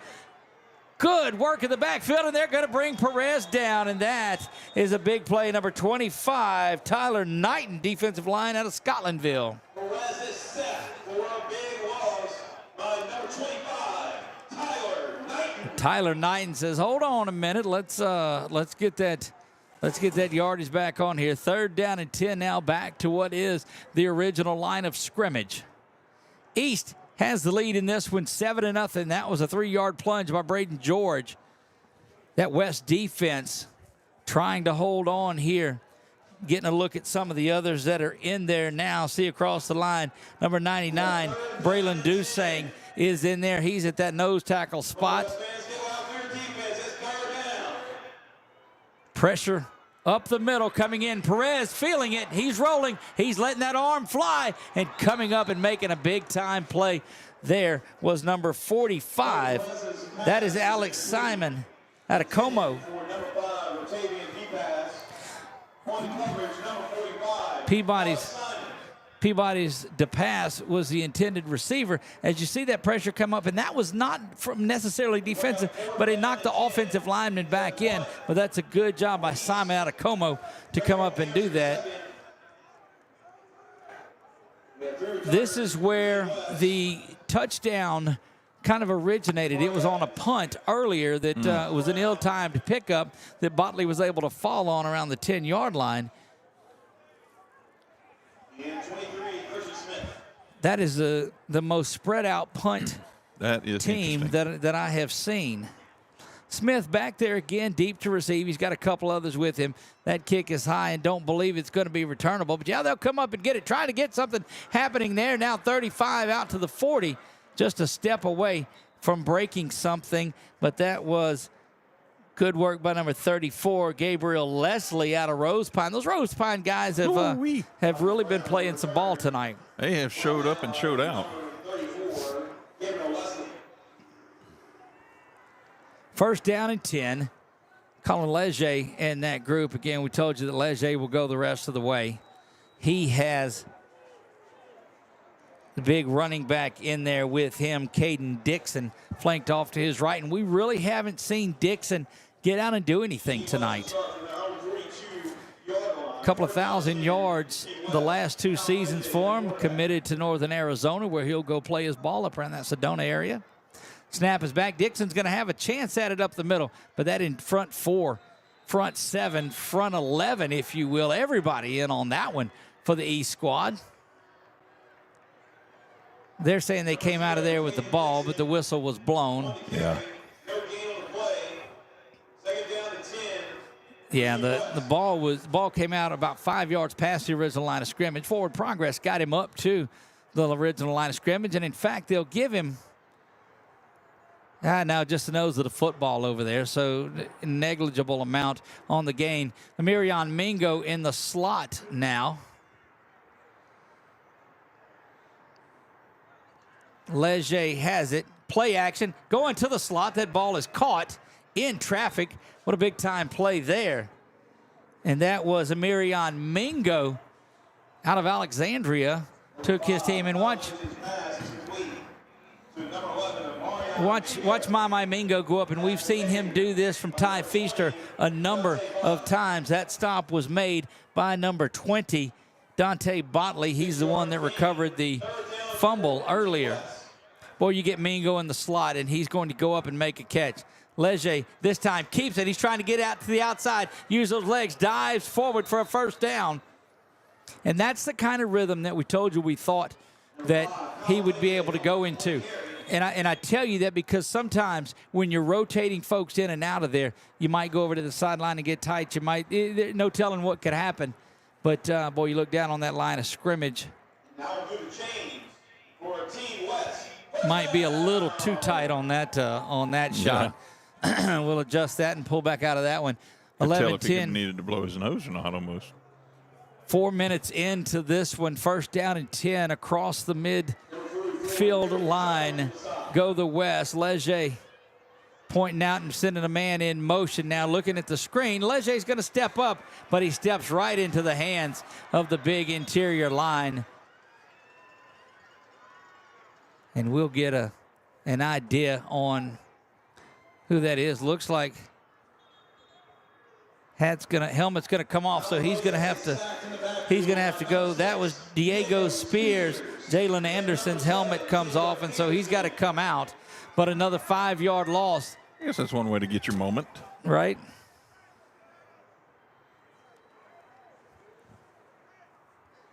Clock continues to roll. 10 and 12 and 11 and 10 on the play clock. Got to get in there and hustle if you're going to get that play off. You know, the receivers bring the plays in. I don't know that they're going to have enough time to do this, and they're going to run down there and get Coach off the field.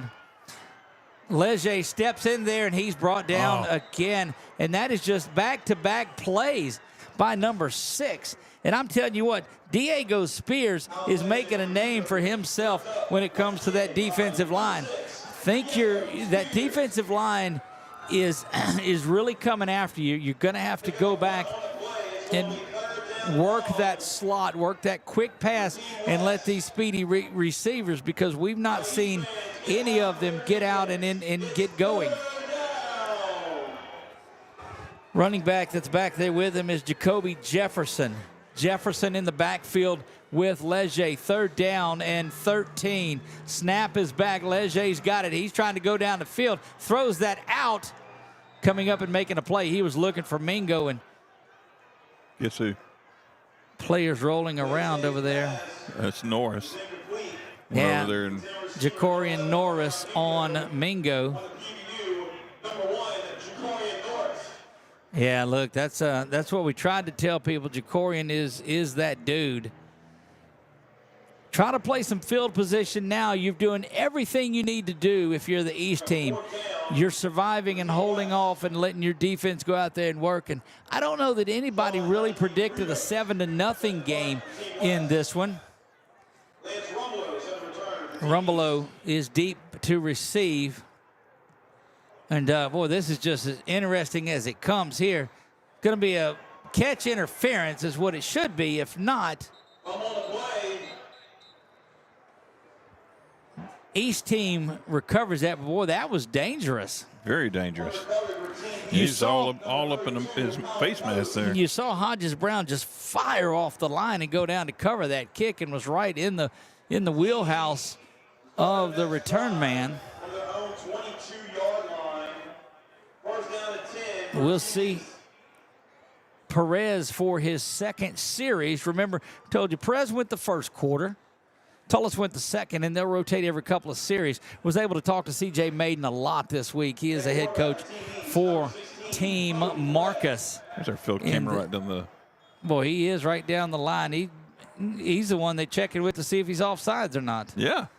Snap is back. Quick hitter to the near side. It is complete. Spun around. Stays in bounds. What a play there. That is complete to number 18. Number 10. Dakota, was it 10? Yes, that's number 10. Oh, it is 18. That's You're right. Dakota Johnson. I didn't see the little dash That's in the middle. Oakdale's Dakota Johnson. I'm going to mute Chuck again. They call me Dougie Snake Eyes. I can call it for the play stops. You did indeed. If you get that movie reference, you know that's why I need my glasses on. First down and 10 from the 33-yard line.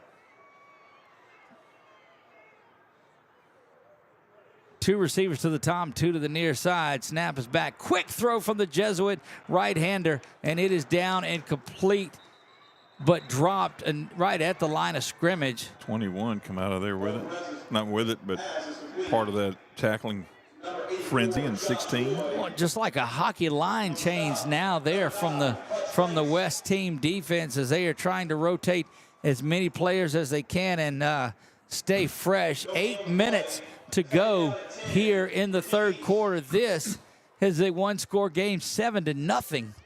East capped off a 10-yard drive following that botched punt. 3-yard touchdown run by Braden George back in the early part of the first. Snap is back. Perez looking for the screen, throws that, and it was blown up. These offensive and defensive linemen are just banging around to the, well, it looked like you had a couple of them run into each other on the far side. Timeout is taken there. Again, big shout out to all of those that are watching along around the country, around anywhere that you're at. Ladies and gentlemen, let's give a round of applause for number 59, Riggs Knights.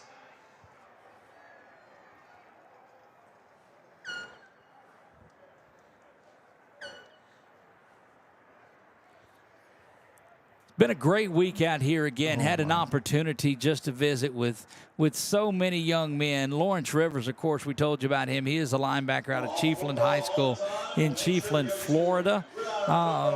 Hearing impaired young man, and we had to look at him so he could again read the lips on there. Says that he can't hear the whistle blow to end it, and so he's got to be more aware of what's going on. Had a couple of INTs on the first day.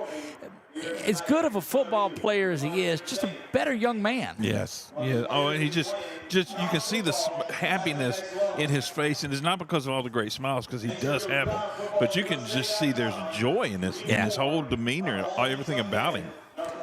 Good couple of pictures of the Central Louisiana group, the Cenla group that was down there. Had probably 13, 14, if not more, kids up here from Peabody and Menard and Tioga and Oakdale and Leesville and Gina and just all over. Grant was in the house. Alexandria was there. Great time by this Cenla group. Carwile having to hustle off the field and just makes it. There's Perez going down the field. Banging around, good coverage again. Look, that pass was intended for number 18, Dakota Johnson, but step for step was Cody Noel Jr. This is just one defensive play after another.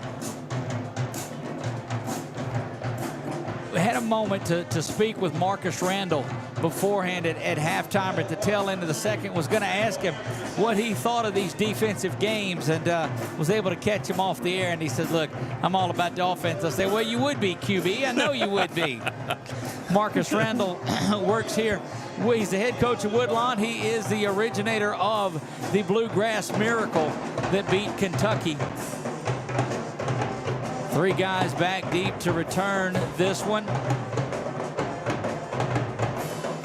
Kick is high, and it's going to be returnable here because, the two guys on the end fired off, and there's some room to the near side. Going down the sideline, 40 ran out of bounds, but great work by number 40, and that is Hodges Brown trying to flip the field. The Como connection trying to make things happen. Brown, Leger, and those guys from Como right there in Lafayette trying to get back in here. Easily the best starting field position. What does that East defense have left? I say they got a bundle in them. They have played spirited tonight, but by far the best starting field position that the West team has had all night. They are not far from where they just kicked the ball from. That's exactly right. First down and 10 from the 30-yard line. Snap is back, and that was kind of a wildcat that was there. He did hand it off. Had John Michael Sampagnaro in there at quarterback out of Neville. It's a 7 yards, tackled by number 25. So not a wildcat necessarily. Sampagnaro has played some quarterback up there at Neville too. Handoff goes right up the middle. No, Sampagnaro is going to keep it spinning around. Boy, those Neville Tigers know how to play hard, and John Michael right in there with them. Sampagnaro staying in at quarterback. Got 34 in there with him now. That is Rykeelan Van Zant. Snap is back. Van Zant's going to know Sampagnaro's going to keep it, and he'll get down to the 10-yard line.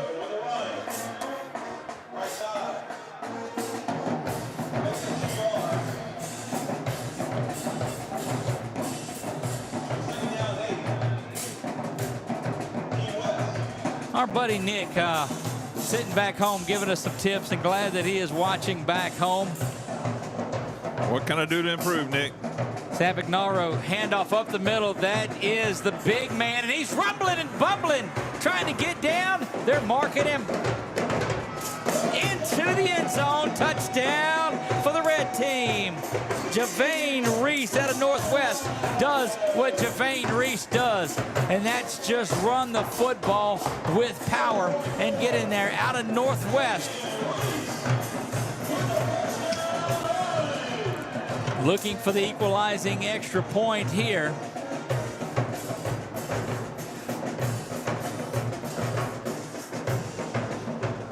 This is Sean Heineke. Prevost that will put a foot into this one. That kick is up, and it is good. We are knotted at 7. All of those that wanted to give up at halftime. We are tied at 7. 5:57 to go. Look, a turnover set up the first one. Good field position, and now a punt return sets up the second one. Boy, this is punch and counter punch in this one. It's so funny watching the teams going out because they know after a touchdown they're supposed to go down here and set up, and not XFL rules. Look, it confused me. Mess them up. It confused me on the first opening kickoff. I just thought nobody knew what they were doing. But again, it was a self-proclaimed dummy here, me, that didn't know what to do. Those of you that go back and watch this one on the tape delay later on, it'll be out there in YouTube world. Make sure you give us a like and a subscribe. We appreciate everything that you guys do. Getting close to that 2,000 mark. A lot of friends from around the country now that we have found. If you've got something positive that you think we've done, send us an email to Doug at 446 Sports. If you've done something you don't like, send it to Chuck at 446 Sports. Lovely. 5:57. Just because I have bigger shoulders than you, that's all. 5:57 on this chilly night. Set to kick this one off is Heineke Prevost out of Houston, Texas. Well, you couldn't want for a better defensively played game in this. Puts a foot into that one, and it comes over to the near side where it's pulled in at the 6-yard line. Trying to reverse field and go the entire other side, having a good chance at it, but coming up and making a big-time block. That was number 11, Zarek Jones, that was out and running. But Caden Chandler from Grand High School had nothing to do with that. Went up and says, now this is going to be where this thing ends. And that's where the East had it before.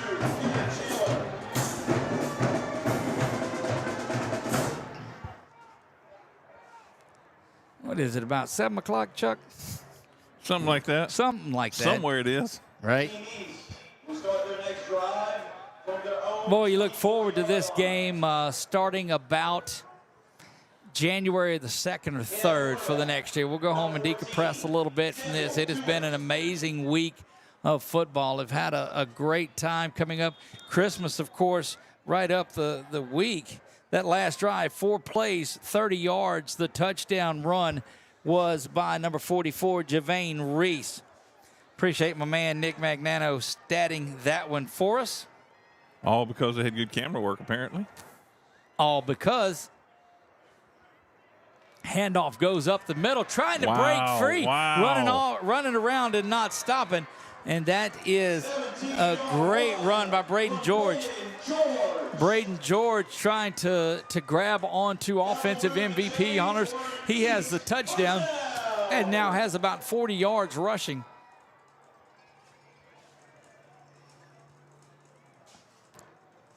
.524 and counting here. Third quarter of play from Memorial Stadium in Baton Rouge, Louisiana. Capitol just outside our back door.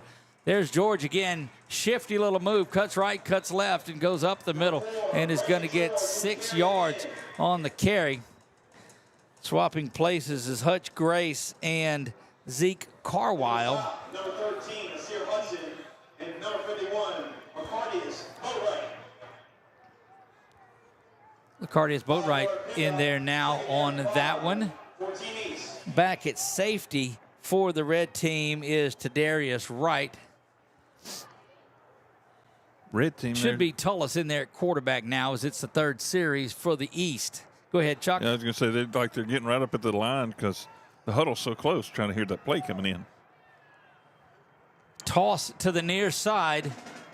And there goes George trying to get out into the open. Going to be brought down, but not before another big play by Braden George. That on the stop, Ty Williams from Vermilion Catholic. There you go. BU Designs, it's a replay. That's right, and we'll see. Watch Braden George, that offensive line just starting to do some work. And Braden George does not get touched until he's about 25 yards down the field. Under 4 minutes to go here in the third, 3:53 and counting. First down and 10 from the 24-yard line.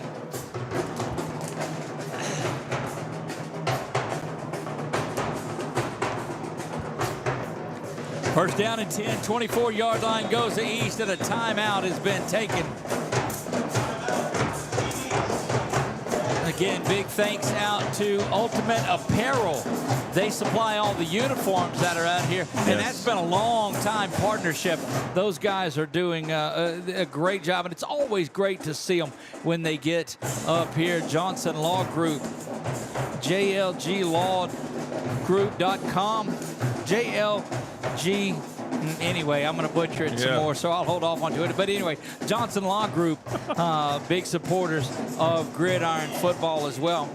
Again, Mike Bennett, the head coach of Escambia, is the head coach of this red team from the West. CJ Maiden, Team Marcus, is the head coach for the East. Team Andy, Team Marcus, tied at 7. Don't forget, there'll be the presentation of the rings after this. There will be the offensive and defensive MVP of each squad, and we'll do all of that, but we've got a lot of football to go. Best drive of the night for either team. Fakes the toss, and here comes pressure. Oh, that's big time. Oh, my goodness. Big time stop up the middle. Wow, that was number 9, Hutch Grace. Hutch Grace out of Calvary, and just watch Hutch never give up on that play.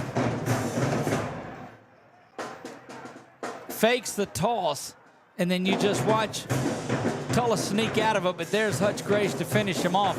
You know, there was a story from a Delta Charter game. Young man had got hurt for that time, for them, and Hutch goes to the far side of the field and leads a prayer with the visiting team for the young man that had been hurt. Not only that, but goes to the hospital after the game was over to go check on the man. And you don't teach stuff like that, but just going to be a great leader. Play action, that goes into the jet sweep, but no, that's not going anywhere. That was number 25, Tyler Knighton. And Doug, I know you tell that story just so people understand. It's not to get pats on his back. It's just to exemplify his character. That's just who he is. Oh yeah, he did. Look, he didn't alert anybody and say, "Hey, I'm going to do this." Yeah. He just goes over there and do that. And we've got a video somewhere, maybe between quarters. If we have that in there, we can pull it up and look at the prayer part of it. Put that on my list. I'd love to. Absolutely. We'll find a way to do that. Absolutely. Back to pass is Tullis. He's looking, surveying, going deep. Got a man wide open. Oh, coming over and making a play defensively. That was number 40, Hodges Brown. Back in coverage there. Chuck, can you hear the band? I can. That was number 3. He was his target. Pass was intended for Ray Levi, and that's going to bring up 4th down. So, you know, you can say that I announcer jinxed him. I guess I told him it was the best drive that either team had tonight, and about that time, I guess the folks on the sideline heard what I was talking about, and the West team came and shut that down. Back on trying to play a little bit of field position here. Coming in to punt for the East is Granville Anderson III, wide receiver and kicker out of University Lab here in Baton Rouge. I guess there's no fake punts either, huh? Well, I think you'd be in a lot of trouble if you tried to do it. Snap is back, and this one you're just going to try to kick high and kill it. And if you look at it, bounces around. The red team's got to get out of the way, and you very good job of the return guys to tell them to do that. But you look at the football that is out there. That's that player over there. Yeah, he got kind of spun around on the kick return team, but he hops up and gets out of there. Coming to the wrong sideline, though. He may need to turn around and go back the other way. Oh, no, that's the long snapper is who it is. He got spun around in there, and Denicola. And looks like he's got perhaps something arm with his shoulder because he got slung around by the man that was tied up with him. Comes over to the same sideline. We'll have to get somebody over there and take a look at that. Back out on offense now goes the West team. John Michael Saponero back in there at quarterback. Boy, that's good work in the backfield by the East team's Diego Spears. And we've been calling Diego Spears' name a lot these last few times.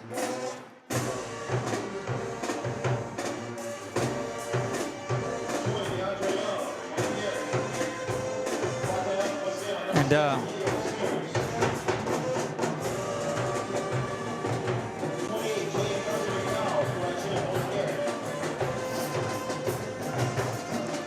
handoff, gonna keep it, and look, there's just number 7 from the East, and that ball falls incomplete.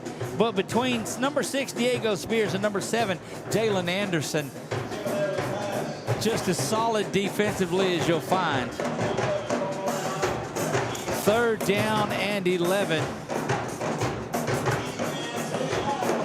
At quarterback here, John Michael Saponero out of Neville. I'm going to get a shout out to this band again, Doug. You know, we had our camera on them earlier. They're not real big, but they are making loud noise here. Well, they moved My Mingo out to the far side, out of the slot. We'll see if they look over at him. No, Saponaro is going to try to get there with his own legs.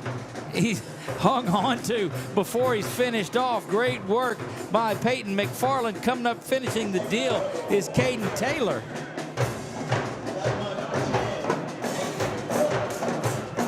And it'll be punt time. And pay attention now. Keep an eye on Denicola out there, who is favoring that shoulder. He was slung down on that on the last punt that was there.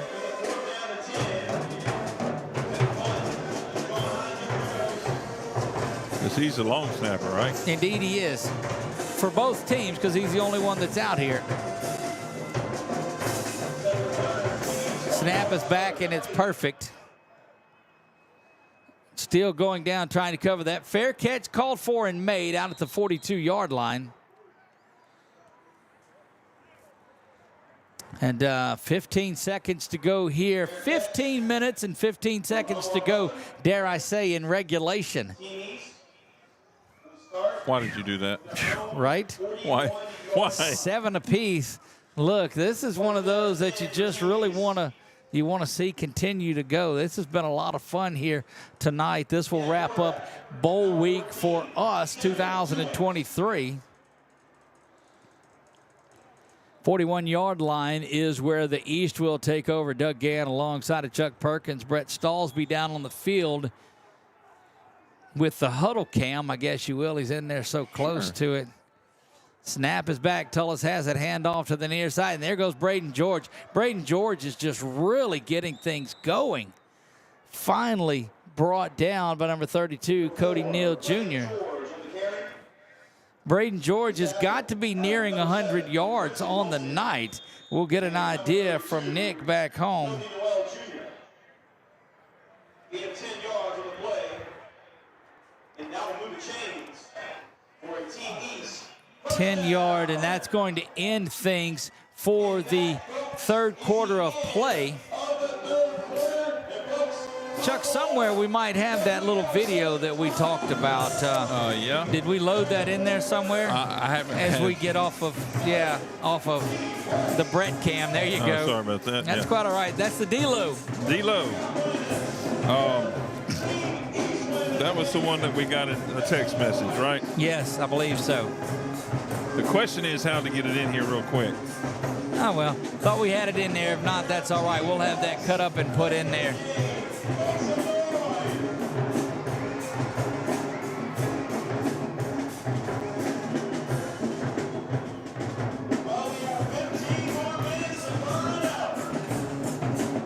"15 minutes to go in this one."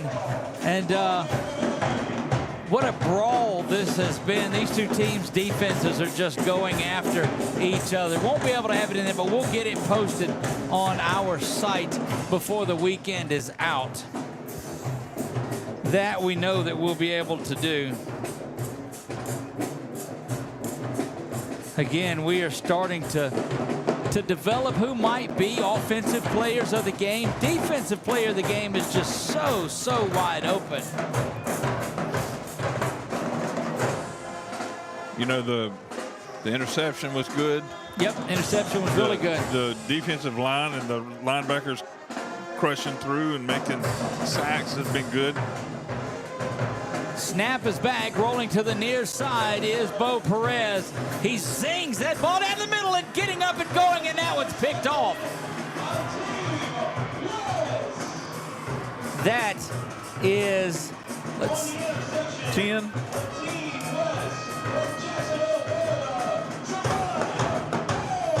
$16 maybe. Look like he says that was Trayvon Bell, is number 16. That's it. Or is that 10? 16. It's got the little gap missing at the top. I see it now. Yep, that's Trayvon Bell that came over. Just as we start talking about that, that's the young man from Paxson High School, all the way from Jacksonville, Florida. That's 2 interceptions now down on that end of the field, one by either squad. West defense, East offense. We said that would be the battle, but it's been defense, defense, defense. Colin Leger in there at quarterback. The Como star hands that ball off and pounds it up the middle.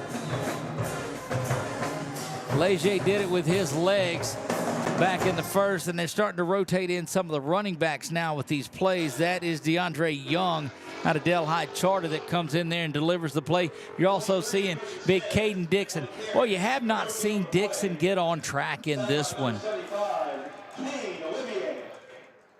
Caden Dixon on his way to Northern Arizona is where he'll play his college ball.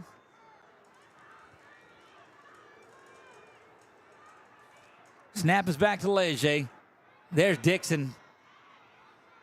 Runs about a 4.5, 4.6 40, so he's got speed and power, size, and great vision out there. It's just been there's been no running room. Braden George really the only running back, and he seems like he has worn people down and found his rhythm for the East team, but then the interception was thrown now. Right. What can the West do with it on 3rd down and 7? This East defense has been just dominant tonight in this one. Short field led to both scores. Nobody has been able to sustain a drive. Leger back to pass. Will he tuck it and run? He does. Trying to square his shoulders and going deep down the field. Ill-advised pass out of bounds. Looked like he had room to run for the first, but was trying to go over there, went into triple coverage and the sideline. 32 nearly picked that one off. 32 is Cody Noel Jr. Correction. Yeah, that's 32 for the Blue. That's Colin Coates. Sorry. Yeah. Out of Catholic of Baton Rouge. Back to punt, and that East defense has answered the bell every single time against this West offense.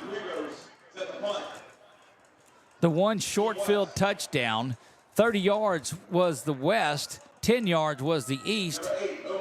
Rugby style type of punt as it comes over here, and it's going to sit up high and check up there and bounce around at the 47 and roll inside the 45 to the 44. That's where it will be eastbound and down. 13-17 to go in this one. There you go. Beautiful stuff. Well, it is getting chilly here high atop Memorial Stadium where we're at. I complain about it when it's too hot. I complain about it when it's too cold. Look, somewhere up north, somebody's sitting around in some 0-degree temperature or what have you. Right. All the folks will come out in this weather tomorrow night for New Year's Eve up there in New York where that ball drops and stand around in the cold for that. Well, that's why I live in the South. You know, in our interview with Carwell's, he mentioned something about not very many people play in December. That's right. You know, and the thing was, I thought to myself when he said that, you know, hardly nobody is playing, especially high school. Nobody's playing on New Year's Eve. Right. You Boy, know, Florida State didn't play much today against Georgia. They get rolled up in that one. Boy, the transfer portal's a disaster. There goes Braden George spinning around, and they are feeding the hot hand without a doubt. He's going to pick up 6 and get out to midfield. yeah, the COVID year and the transfer portal has created a mess, I'm telling you. Last year of the COVID year is this year, so that'll hopefully work itself out. But that dadgum transfer portal is a disaster. It decimated Florida State in that game today. Getting ready for the Tigers a couple of days from now. That'll be fun.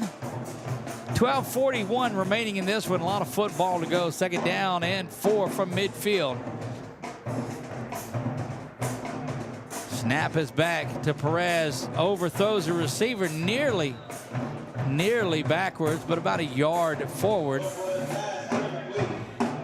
And here comes a swap in linebackers once again. They're rotating them out of there. You see the group that has Carwile. It's got Owen Locke, and it's got Lawrence Rivers. That's the first time that I think I've seen that combination tonight of those 3. Ought to be interesting to see how this develops here. Indeed.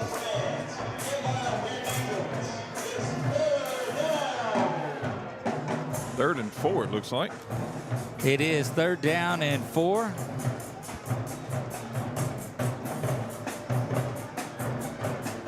Snap is back. It's low.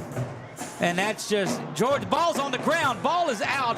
And Carwile's got it. He's going to come up with that. And he's going to point the way to that red end zone there. Carwile just right on the spot. And he goes over there and gets with Coach Markel Johnson.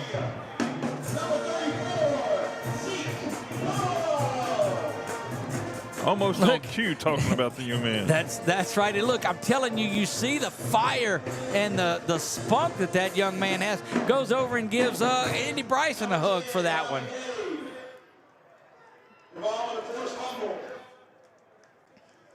That was just a bobbled snap, and then the pressure there got the forced fumble, and Carwile came out of that. And this is about where the red team got the ball to start things off.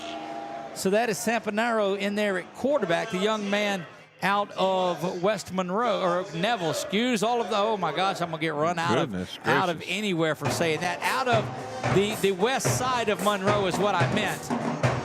Did I save myself there? I don't think so. Boy. There you go, how about that? That is big time Ryan McVeigh. Nick getting us some, Brett getting us some good action shots down there. Indeed he is.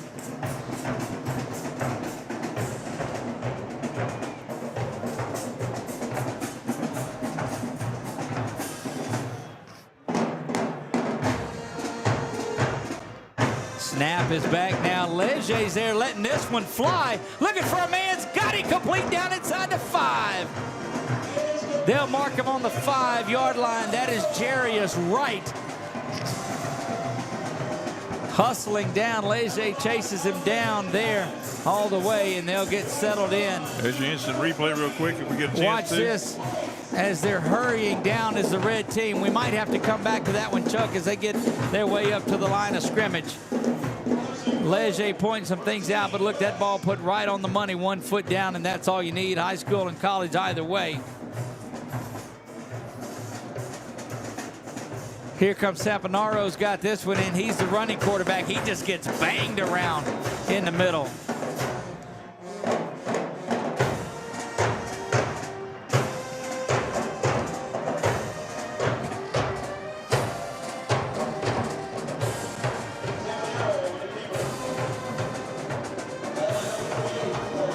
10-51 West team looking to do some work. In the slot is number 14, Jamari Evans.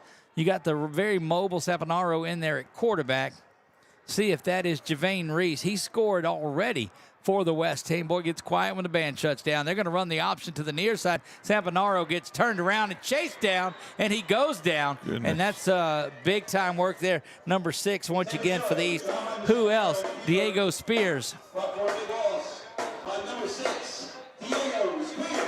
Well, Diego Spears has just been there and been there and been there. The number of times that we've called his name tonight.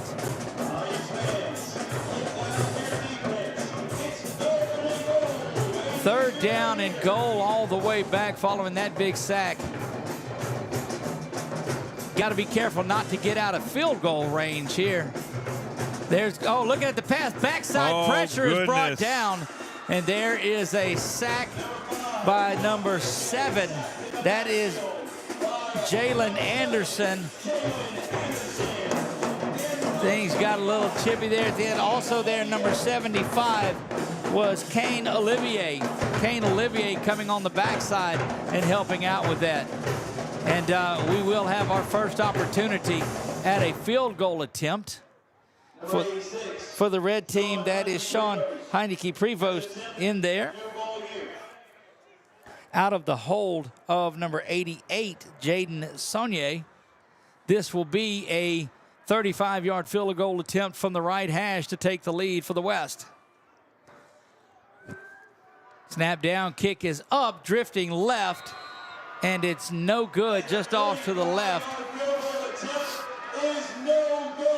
Special teams playing some big things here. That field goal is missed.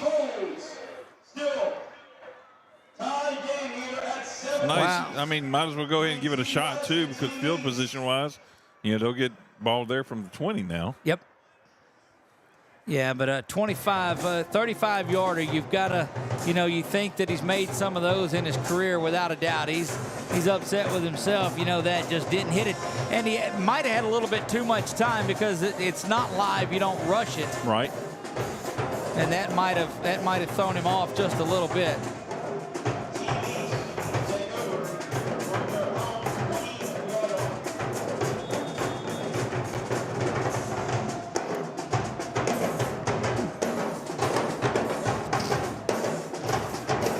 .55 to go in regulation. Could there possibly be a little overtime in this one? Go ahead and dare talk it I up. say. Go ahead and talk it up. Might get back into Alexandria wee hours of the morning if that happens. Jesuit quarterback Bo Perez stands back there, rifles this one over, banging around. And that is good defensive work by Tadarius Wright.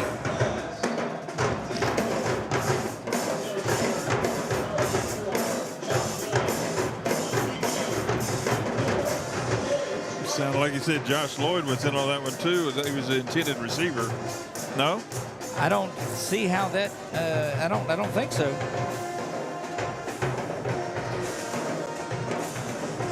No, it couldn't have been. Unless they put him in there for something. Perez has it again. Clock stopped at 8:49 following the incompletion. Second down and 10. Bo back to pass. Little play action. Steps up in the pocket and rifles this one down the field just out of the outstretched hands. Pass was intended for Dakota Johnson. Dakota Johnson was back there. Hodges Brown back into coverage. We've said his name a bunch of times tonight. Looking up and down the sideline, you know the intensity is starting. These guys are really wanting to come out of here now with that win. This is what we talked about. It's crunch time. It's fun and games, but now it's time to get out there and you want to get this victory. I know that you see Andy and you see Marcus there next to each other. They're both wanting to get the victory out of this one. A couple of 5-0 coaches in this one on the east side. In JT and Collins. Back to pass is Perez. He's rolling around, rolling out of the pocket, slings this one downfield, and it's going to be incomplete, and that's going to bring up another 4th down. And this is where you got to watch out. You're going to be punting from deep down in your own territory. Yeah, the positive takeaway from that is that there's no rush, and he does have a chance to get away a good punt. That's correct. However, it's cold. There's a little dampness out there. Things can happen. Just saying. Out there is Smith. Also for the Red is Jamari Evans. That's the group that's been out there the bulk of the way.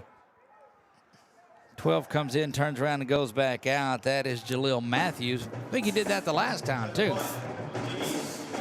Granville Anderson, the third, on to punt. He'll punt from inside his 10-yard line. Puts a foot into this one. Probably his best kick of the night. That is Hodges Brown's got it. He's cutting outside of the 50, but it's great work by that defensive unit. The kick return team, or the punt team, is there.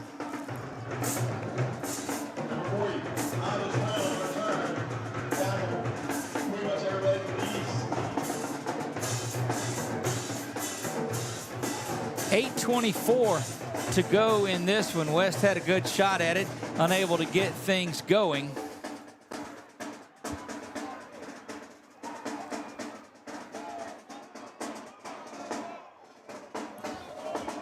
Looking at some of the folks that have made their way out into the field, heading over to the slot. So that is Sampanaro that is in there at quarterback.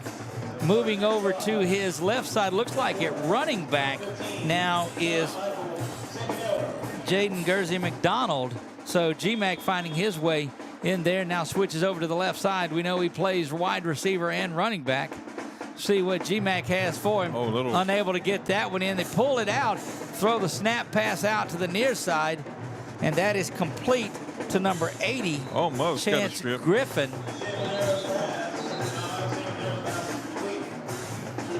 They whistled the ball, the play dead already, but they got the ball stripped out. But it did roll out of bounds, but they did already whistle the play dead. 4-yard pickup, make it 2nd down and 6. All the way to the far side of the field at receiver is Wyatt Gibbons. Wyatt Gibbons out of Southside. 7:43 and counting here in this one. Handoff goes up the middle to Reese, and he bangs his way for, gosh, just a couple. Looked like he had more than that rolling along, but things just bogged down on him.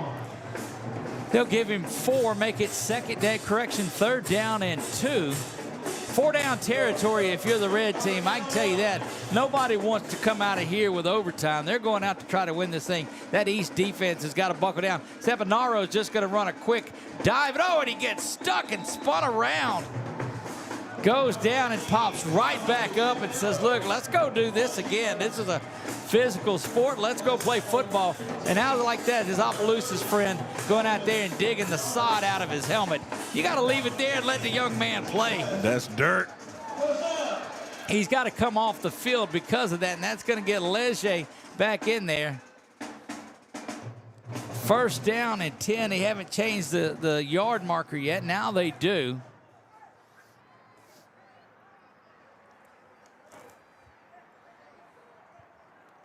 Two receivers to the top, 2 to the near side. Snap is back. Handoff, though, right up the middle. There's a big run. Shifty moves down to the 25-yard line. That is number 20. And DeAndre Young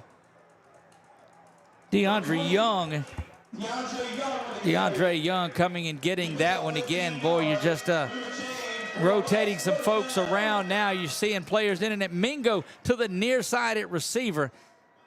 We'll see if they're looking at my play action. No, handoff goes right up the middle, down to the 10, inside the 5, spun around, and that is Jacoby Jefferson. This Red team just continuing, and look, here comes Javane Reese, the big running back out of Northwest. Brings all of the small guys off, and he says, look, let the 5'7", 190-pound guy go get it.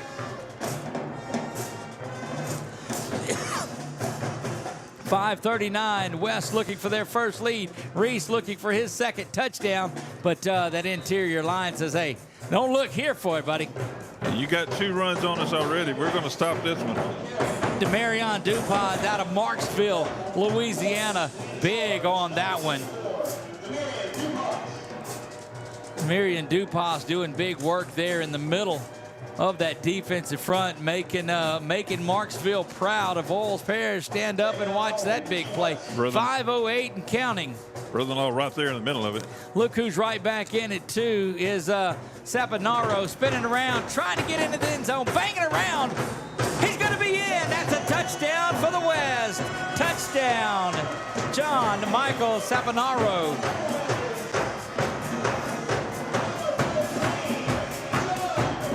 Here's your BU Designs Instant Replay. Let's watch this again, and you're not going to deny Saponaro when he gets in there and goes to spinning around, banging in, keeps going, gets into the end zone for the West touchdown. 4:46 to go in this one.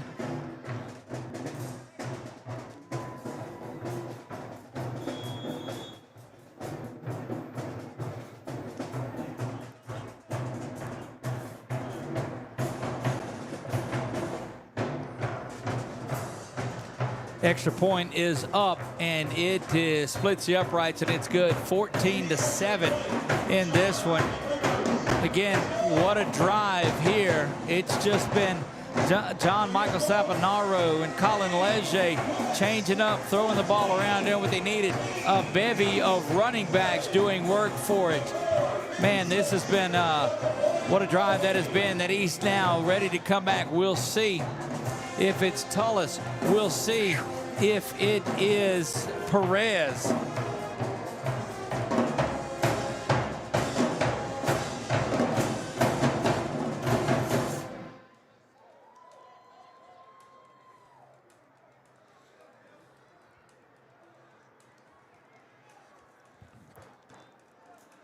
I think I like kickoffs just for this. This is I'm gonna get on the soapbox and say, look, LHS, hey, you ought to consider this. This is just good stuff. You don't see the big returns, but you don't see kids getting hurt on it, and you do see some activity, and that's okay.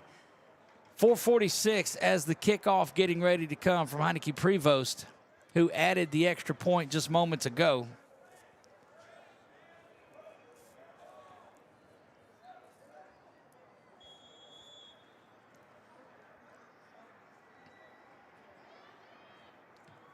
That kick is off to the left side, going to bounce around and be picked up at the 5-yard line. Out to the 15, now 20, 25, spun around and dropped there.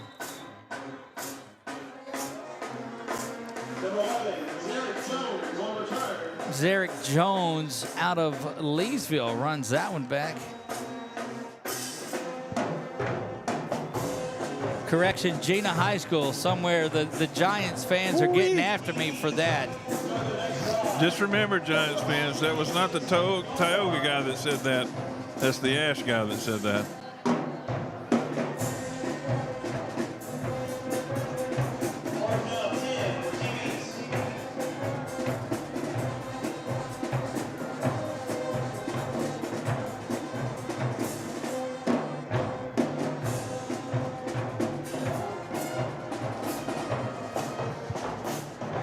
First down and 10. East team looking to try to get this thing tied back up. They'll have to do it with 4:39. Perez going to be sacked. Oh, there's that big West defense that comes crashing in.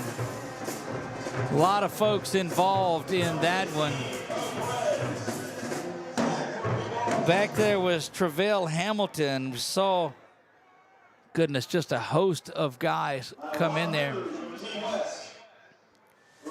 Turnovers, points off of turnovers have been the difference tonight in this one. That turnover that Carwile got, and they go down and score that one. The East got their touchdown off of it. It's just been one of those nights of turnover. Second down now in 17. Apologize, the voice is about gone, folks, but what a week it's been. They're trying to run it up the middle and get something back as we're under 4 minutes. Savion Moses back into the game. Also there's Braylon Dusang, who will come in, and the Menard standout has been solid. Played both ways, offensive and defensive line for the district champions, the solo district champions from Menard. Imagine that. Well, if you can't throw a zinger at your broadcast, buddy, what can you do? Perez Whistle. rolling out, but is going to have to hold off on that just a minute. Look like they're signaling illegal participation, which would have been 12 men on the field. 3:32 remaining in a very frigid Louisiana night. May not be for everybody, but up here it is. Boy, look. Andy down on the field like Jerry Jones would go down before. He's sensing the victory down there with this East team, and he and Coach Randall are not beside each other. When they were tied, no, they were side by side, and now this is for all of it. 3rd down and 8. What a crucial play in this one. A couple of downs to get the first. Perez rolling out, looks back this way, throws it the other way with that X-football. A little bit of tugging from the back, but nothing is called there. Out in the pass was Ray Levi, and right there, Cody Noel. Those footballs that they're playing with, Gabe Northern, old LSU star and Buffalo Bills star, and very motivated individual. Crossball. Came out with the cross ball, and that's what you see the tape that's on the end of that. They tell these receivers to look for the cross. So he goes in there and he puts that on the end of these footballs, and it not only symbolizes the cross that is on the end of the football that these receivers pick up on, but it's his way of honoring God and putting those crosses out there on that. The East team coming out here to punt might have thought they would go for it with just 3.5 to go. Hodges, Brown, Smith, and Jamari Evans to the near side. The difference of approach of a punt and everything is that, they're putting 3 men back. The other one only puts 1. So, interesting. This kick is away. You see the white tip. That is the crossball. That's Hodges, Brown in the middle. Cuts back now to the middle side. Spins around. Is going to be driven down, but again, starting at midfield. That was number 26 that wrapped him up from the back. And that's the long snapper. That's Denicola. So he snaps and goes down there and tries to get the tackle. Mingo over there talking to him, telling him what a great job that he did by getting down there and doing that. Game recognizing game right there from Mingo. So my question is, since he deep snaps for both teams, is he going to get a ring regardless? He gets the ring. There's no doubt about it. That's awesome. Right. I might have to sign up for that. A little late. He's been doing it since he was 8 years old. Well, can I do it till I'm 80? Sampanaro in there at quarterback.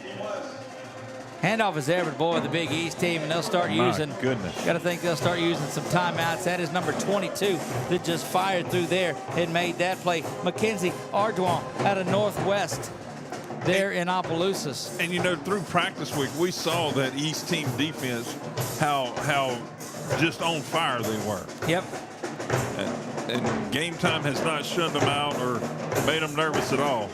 No, not in the slightest. Sampanaro is going to keep it himself, spun around, and what do you know, there's Ardoin again to finish things up.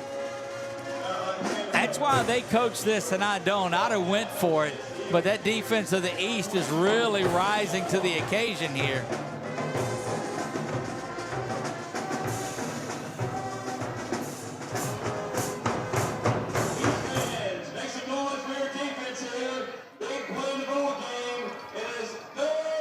.220 counting away.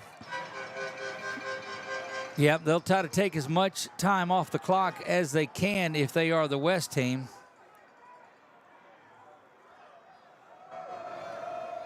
Down into 6 and 5 and 4.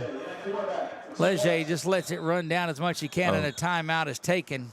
Timeout's called by Team West. West takes the timeout, and that's just to run off as much clock as they can.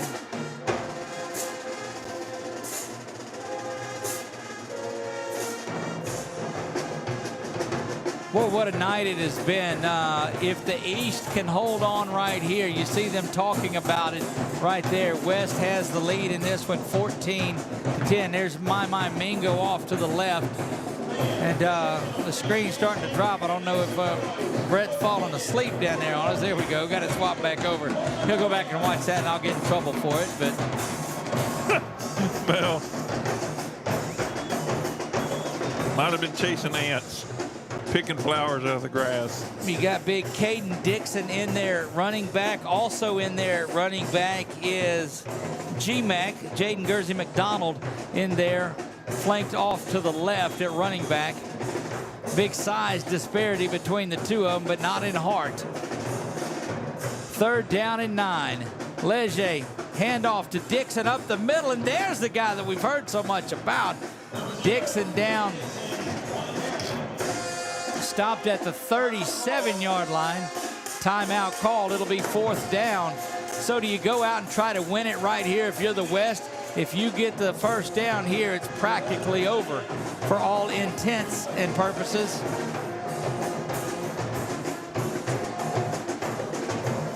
Well, these guys on the red team can sense it, and they're equally as fired up. Equally as fired up on the east side, saying, hey guys, come on, let's go out there and get this one stop and get the ball back here and go down and tie this thing up.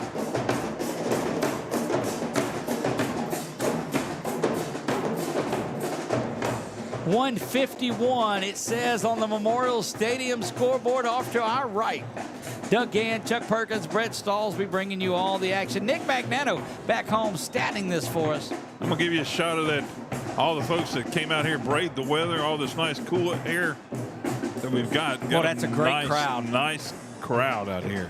Now, understand, this is a big horseshoe stadium. It is a monster stadium. Hold about 25,000, won't it? Yes, indeed. A lot of people. I could be completely wrong with that, but I think that's what I heard. Leger calls for the ball. Draws a man off sides and a hard snap. They're going to call offsides, and look at Chris Towery out there. Coach Towery saying, look, that's what we want to do.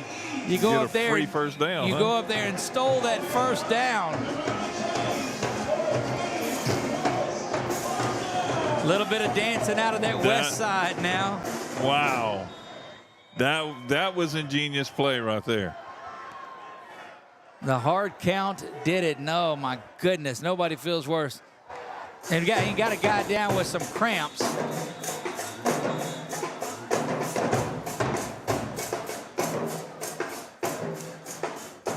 think they were trying to blow the play dead. But because you had 12 men in the huddle, and so they break the huddle with 12 men, and that's where the penalty flag should come in. It's going to be an illegal participation. If you can't break the huddle, even if you run somebody off of there, you can't break it with the 12 guys on there. Well, what a ball game this has been. If you've watched it on the pay-per-view, you have seen a thriller in this one. We're covering action around football all week long, all the way from the beginning, from the draft, all the way down to the senior game. Again, Action early today in the junior high game. Officials are ready to roll this one. those of you that have just found us, we appreciate you tuning in to 446 Sports. You can check out the brand new website, 446sports.com. It's set to launch next week. Won't find a lot of stuff on there this week. The link to this game was there, and we thank everybody that found that. Snap is over the head, and this could, boy, that's going to be a race to the ball. Leger falls down and does what he needed to do. Boy, that could have been the all-time ugliest thing you've ever seen. Well, 4 yards, 5 yards forward. And, yeah, but that gave him the first down. So it's first down now. Now second down in all of this. The timeout is taken. Nope, didn't take it. Looked like they had whistled the timeout. Yep, there it is. That's what I thought. I'm glad they finally heard you. They're going to set it back to 1:30, it looks like. That's your third and final timeout. Third timeout of the night, and that's going to, should be able to go. I wouldn't necessarily try to snap it that far anymore. I wouldn't. I wouldn't, unless they're going for the Louisiana Tech. All right. 3rd and 83 it was. Oh, that was a mad dash for the football and could have been Scoop and score. And like somebody might have been listening to that announcer's jinx. indeed. Absolutely. Oh, heavens. And Nick would have been going, I see, I'm not the only one. No, but he's not off the hook. No, he's not. Not off the hook just yet. He likes to say that he is, but the poor kid hadn't recorded an out in about 6 months. Yeah. So, 2nd down, and gosh, they got to get back to Denham Springs for the 1st down, it looks like. Those that aren't from here can Google that. It's a pretty good reference. It is. 2nd down and 32. Or in location where it may be to Zachary. Indeed. As things wind down here tonight, a lot of football yet still to go. They're still trying to get it to 1:30. 1:20 on the clock. Well, there you go. Well, I think they're wanting to get to 1:30 is what they've done because it was at 1:20. But to those of There we you, go. we invite you all to be careful, encourage you to be careful tomorrow night, wherever New Year's Eve takes you. It's certainly not worth anything. Here's pressure, and the knee is taken there, but no timeouts remain. And clock runs to 40. It'll be about 30 seconds or so remaining. And so the West team is sensing that they got it, and they're trying to get that band to play one final time. But again, from all of us at 446 Sports, we wish you the happiest and most prosperous of New Year's. Next year, it has been a pleasure. We invite you to subscribe to the YouTube channel. All of our content that we provide is free of charge. This, of course, Gridiron Football's game, and all of the proceeds go back into them for this. That should do it. And the West team is going to come out of here with the victory.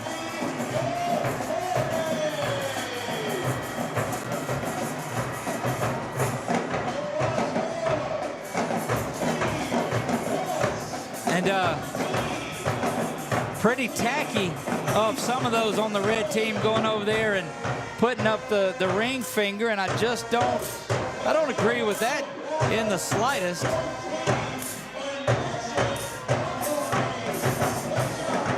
Thing could get a lot of handshakes and hugs. These two teams hung out a lot together. They'll bring the table out to the middle of the field. We'll stay and cover all of this ceremony for you while it's getting set up. Thank you to those of you all around the world that watched this game tonight, or you watched it sometime in the future. It has been our pleasure. We'll sign off from the audio side of it, but we'll continue this throughout the ring ceremony, so you can hear the VIPs and all of those that are announced. But it has been an amazing week here, and thank you to that band who has stayed here and played the whole night. It has been an amazing week. Look for a lot of the highlights of tonight's game to be chopped up and put out on our YouTube channel. We'll tag as many people as we can. But from the bottom of my heart, it has been a thrill to spend this holiday season with all of you. Big thanks to Nick back home for statting things. Brett along the sideline. Of course, Chuck for providing some analysis. And yeah, I'm not thanking you for that. A little analysis and all of the production that we've done tonight, all of the parents and coaches that were a part of this. It's been an honor to stand with you through this week. So, until 2024 for one last time, God bless you all and good night.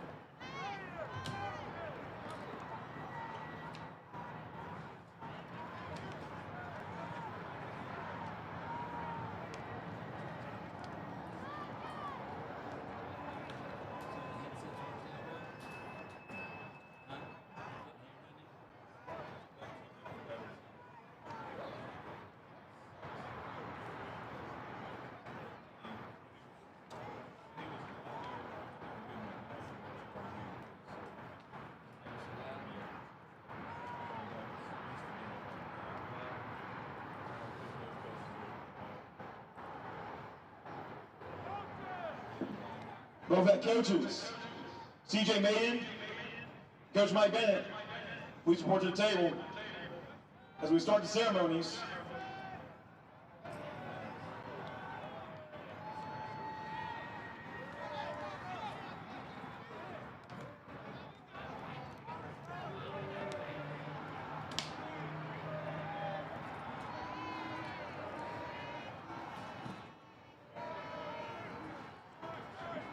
West side, best side.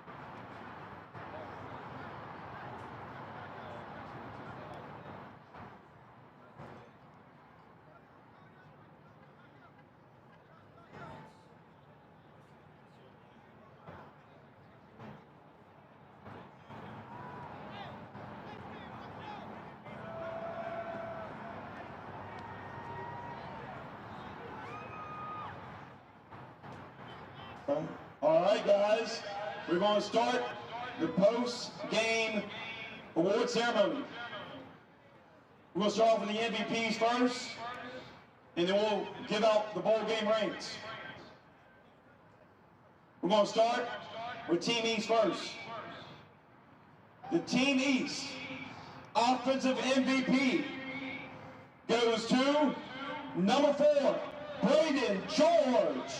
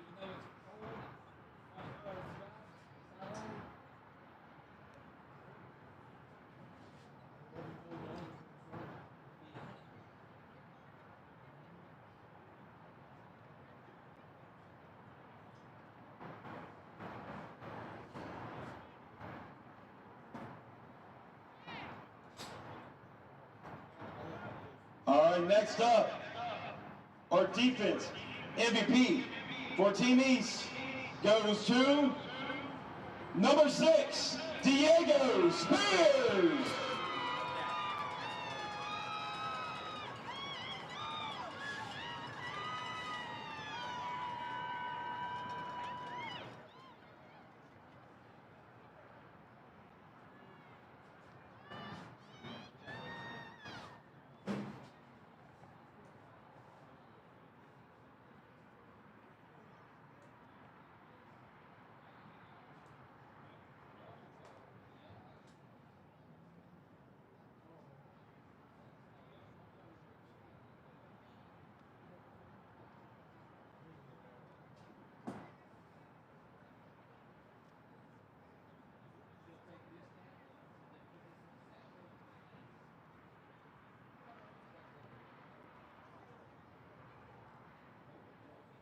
All right, we're going to switch sides to the winning side.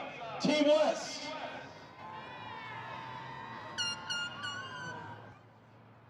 Your Team West offensive MVP goes to number 15, John Michael Stefano.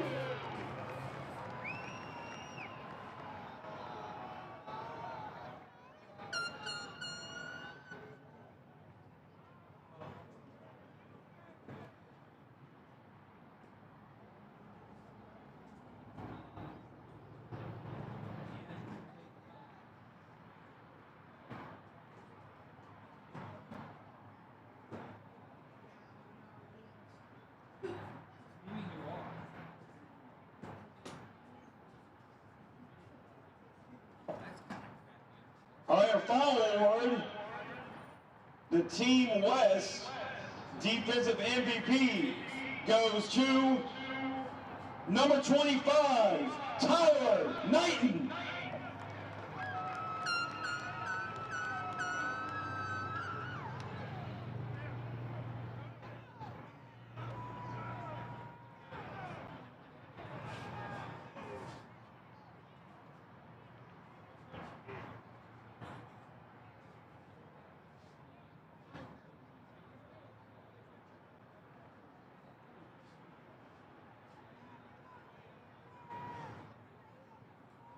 Also an honorable mention as well for Team West.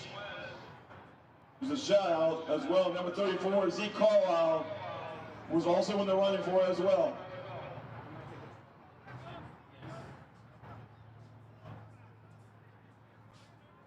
Let's give a round of applause for these 4 excellent performers for their outstanding performance in the 5th annual Gridiron Football All-American Bowl Game.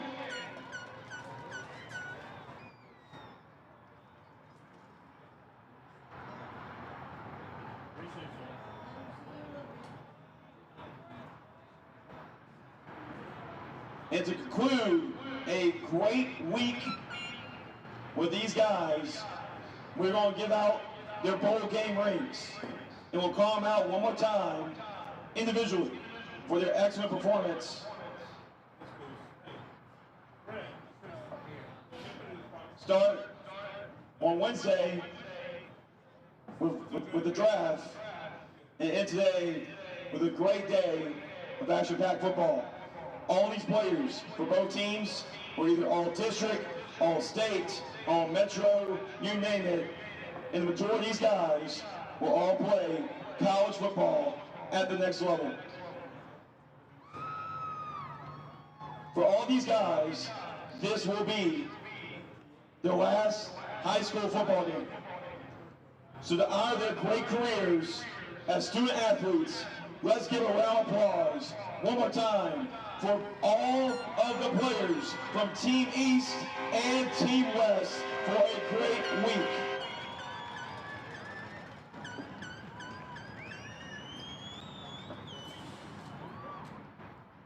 And we're going to start with a group picture of the winning team.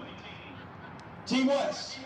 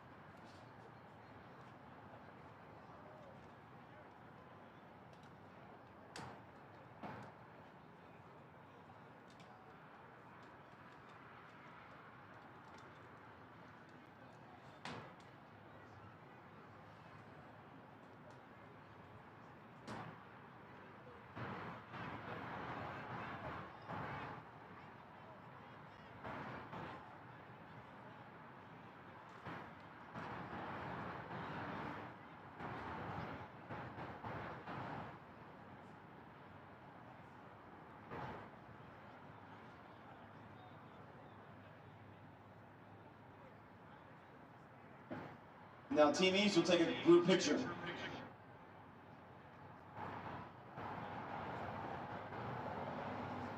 These guys hung out with each other, got to know each other, the players across the country, and got to bond with each other throughout the week. Players from Louisiana, Texas, Alabama, Florida, and of course, Canada.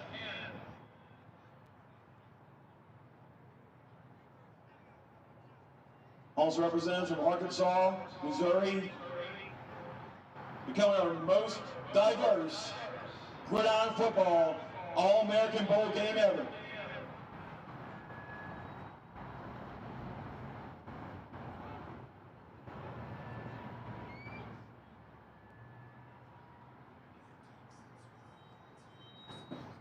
I'd like to thank our sponsors as well.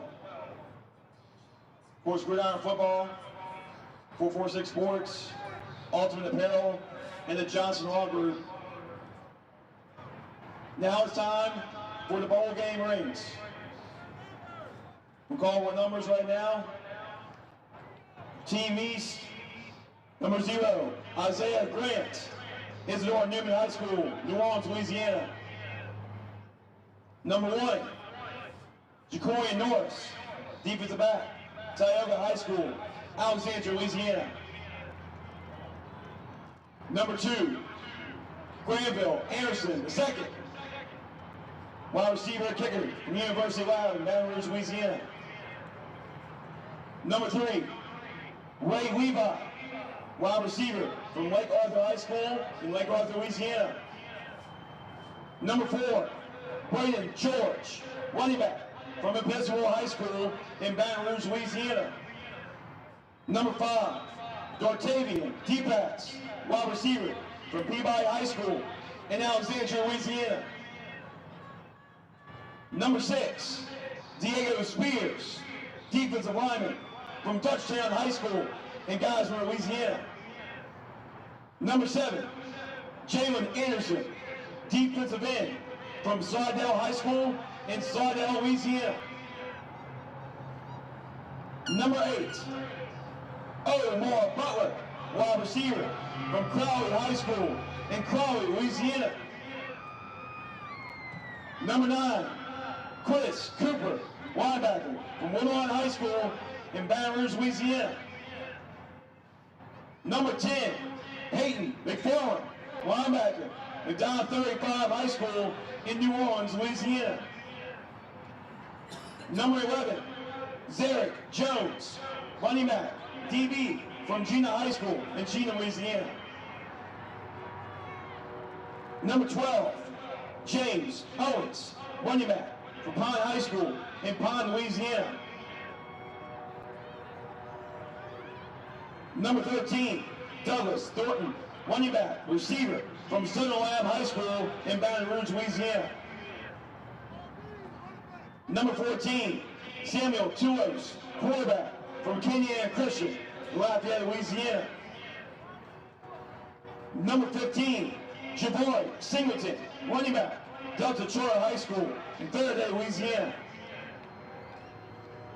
Number 16, Boo Perez, quarterback, Jesuit High School in New Orleans, Louisiana. Number 17, Dwayne Mills, defensive back from Slidell High School in Slidell, Louisiana. Number 18, Dakota Johnson, wide receiver from Oakdale High School in Oakdale, Louisiana. Number 19, Caden Taylor, linebacker, Grand Lake High School in Lake Charles, Louisiana. Number 20, Dante Botley, defensive back from Kinder High School in Kinder, Louisiana. Number 21, Hayden Johnson, tight end from Notre Dame High School in Crowley, Louisiana. Number 22, Mackenzie Audron, defensive end from Northwest High School in Opelousas, Louisiana. Number 23, Mason Warren, defensive back from Parkview Baptist High School in Baton Rouge, Louisiana. Number 24, Travis Pradia, defensive back from Barb High School in Lake Charles, Louisiana. Number 25, Cameron Wilson, linebacker from Airline High School in Bossier City, Louisiana. Number 27, Cedric Allen, defensive back, Peabody High School in Alexandria, Louisiana. Number 30, defensive back, Maximus Gadamus from Tioga High School in Alexandria, Louisiana. Number 31, Eric Voorhees, defensive back from Peabody High School in Alexandria, Louisiana. Number 32, Colin Coates, defensive back from Catholic High School right here in Baton Rouge, Louisiana. Number 33, Otis Bates Jr., running back from Delta Charter High School in Faraday, Louisiana. Number 34, Gabriel Wesley, linebacker, Rose Pond High School in Rose Pond, Louisiana. Number 35, Landon Lawrence, linebacker from Rose Pond High School in Rose Pond, Louisiana. Number 40, Gridiron Jenkins, defensive end from Salmon High School in Slidell, Louisiana. Number 44, Demarius Jones, defensive lineman from Jonesboro Hodge High School in Jonesboro, Louisiana. Number 48, Corey Lede, defensive lineman, linebacker from Southside High School in Youngsville, Louisiana. Number 50, Jackson Cordell, kicker, punter, Franklin Parish High School in Winsboro, Louisiana. Number 54, Zion Taylor, defensive lineman from Peabody High School in Alexandria, Louisiana. Number 55, Shantarius Connor, defensive lineman from Faraday High School in Faraday, Louisiana. Number 56, Cedric May, offensive lineman from Woodlawn High School in Baton Rouge, Louisiana. Number 58, Maurice Smith Jr., offensive lineman from Faraday High School in Faraday, Louisiana. Number 59, Riggs Knight, offensive lineman from Slidell High School in Slidell, Louisiana. Number 62, Blaine Savoy, offensive lineman from Rose Pond High School in Rose Pond, Louisiana. Number 66, Logan Hughes, defensive lineman from Madison High School in Tooele, Louisiana. Number 74, Demarion Dupas, defensive lineman from Marshville High School in Marshville, Louisiana. Number 75, Kane Olivier, defensive lineman from Waterville High School in Waterville, Louisiana.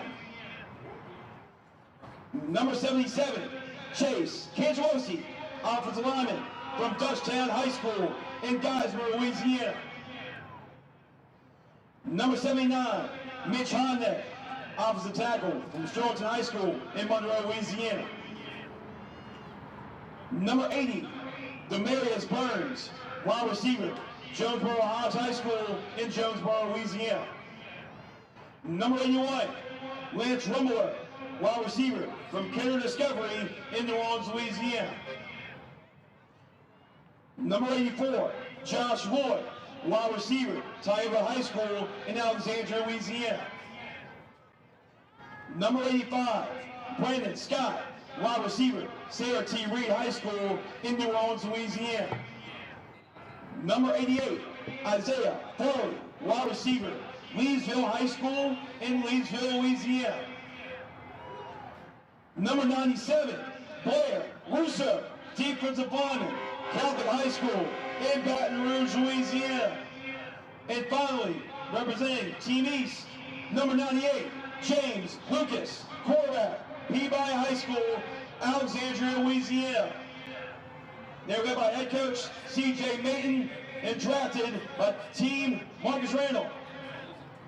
Last time, round of applause goes to Team East. Moving on to the winning team. Give their final recognition for tonight, Team West. Drafted by Andy Bryson, coach by Mike Bennett. Number 0, Caden Dixon, running back, Center High School in Center, Texas. Number 1, Jalen Harris, linebacker, Escambia High School in Pensacola, Florida. Number 2, Jacoby Jefferson, running back, Salmon High School in Southern Louisiana.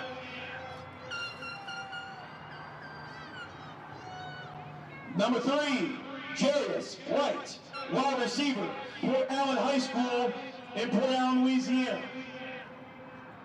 Number 4, Tadarius White, defensive back from Escambia High School in Pensacola, Florida. Number 5, Colin Leger, quarterback, Carmel High School in Lafayette, Louisiana. Number 6, Anthony Hall, quarterback, Escambia High School in Pensacola, Florida. Number 7, DeQuincy Wilson, defensive back from Barton High School in Barton, Arkansas. Number 8, C.J. White, defensive end from Foster High School in Richmond, Texas. Number 9, Hutch Grace, linebacker, Calvary Baptist Academy in Shreveport, Louisiana. Number 10, Ryan McVeigh, defensive lineman from Escambia High School in Pensacola, Florida. Number 11, Amorion Mingo, wide receiver from Alexandria High School in Alexandria, Louisiana. Number 12, Joel Matthews, defensive back from Terrebonne High School in Houma, Louisiana. Number 13, Nasir Hudson, defensive end from Warren Easton High School in New Orleans, Louisiana. Number 14, Jamari Evans, wide receiver from Walker High School in Walker, Louisiana. Number 15, John Michael Campanero, quarterback, wide receiver from Neville High School in Monroe, Louisiana. Number 16, Javon Bell, defensive back from Paxton High School in Jacksonville, Florida.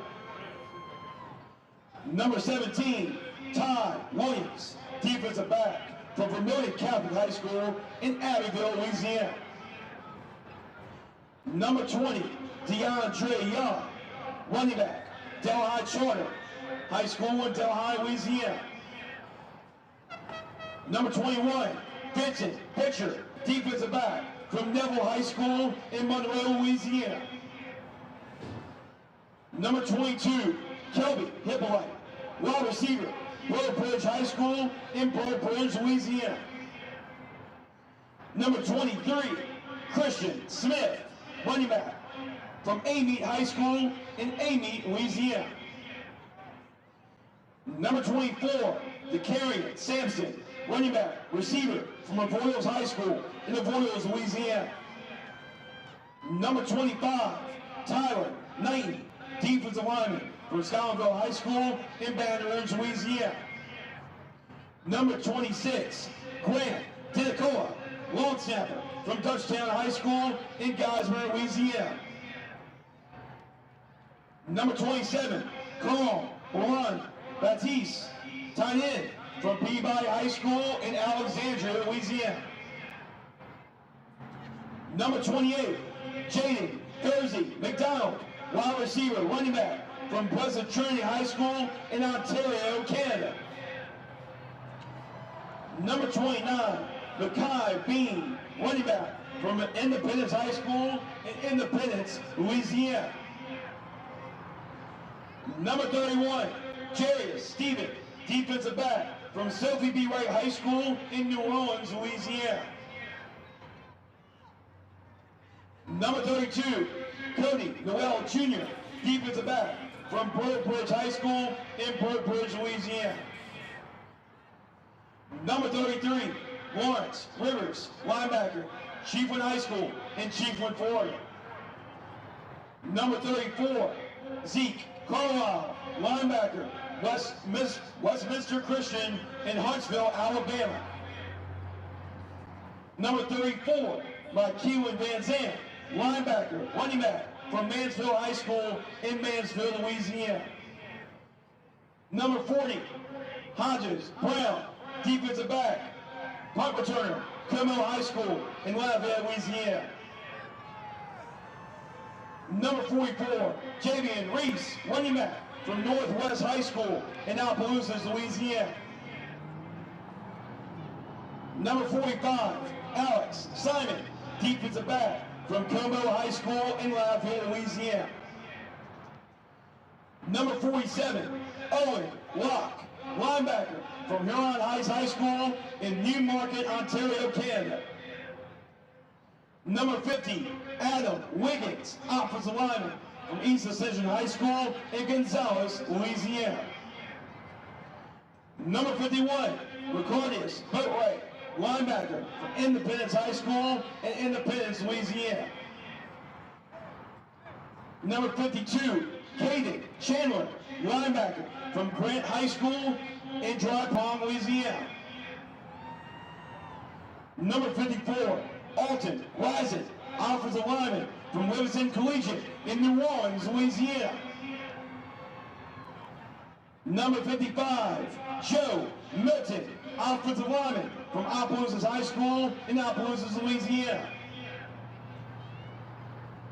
Number 56, Jordan Filson, offensive lineman from North Iberville High School in Maryland, Louisiana. Number 57, Travis Citadel, offensive lineman from Ascension Catholic High School in Townsville, Louisiana. Number 63, Brandon Ray, offensive lineman from Westminster Christian Academy in Opelousas, Louisiana. Number 74, Vassar Dave, offensive lineman from St. Frederick in Monroe, Louisiana.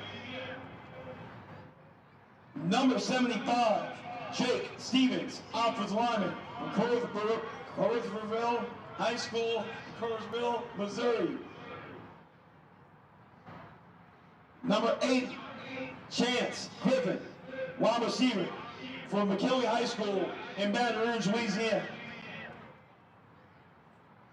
Number 84, Wyatt Gibbons, wide receiver from Southside High School in Youngsville, Louisiana. Number 86, Sean Heineke-Brivos, kicker, punter from Heights High School in Houston, Texas. Number 88, Jaden Saunier, wide receiver from Como High School in Lafayette, Louisiana. Number 90, JaVale Hamilton, defensive lineman from Southwood High School in Shreveport, Louisiana. Number 91, Savion Moses, offensive lineman, defensive lineman from Delhi Charter High School in Delhi, Louisiana.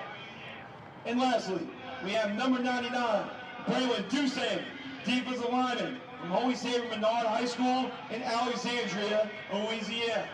Let's give a round of applause for the winning team tonight, Team West.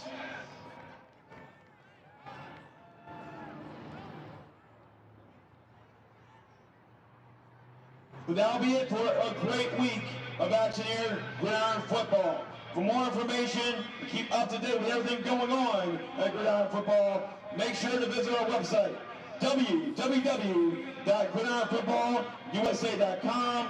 We'll have a lot of post-game information, stats, highlights, articles, you name it, from this game and from this week. Coverage from this week will all be posted at gridironfootballusa.com. Thanks for stopping by. Thanks for enjoying a great day of fun-filled football action with us. Have a happy new year, everybody, in 2024, and we'll see you next year for the 6th annual Gridiron Football All-American Bowl Game. Have yourself a good night, and drive home safe.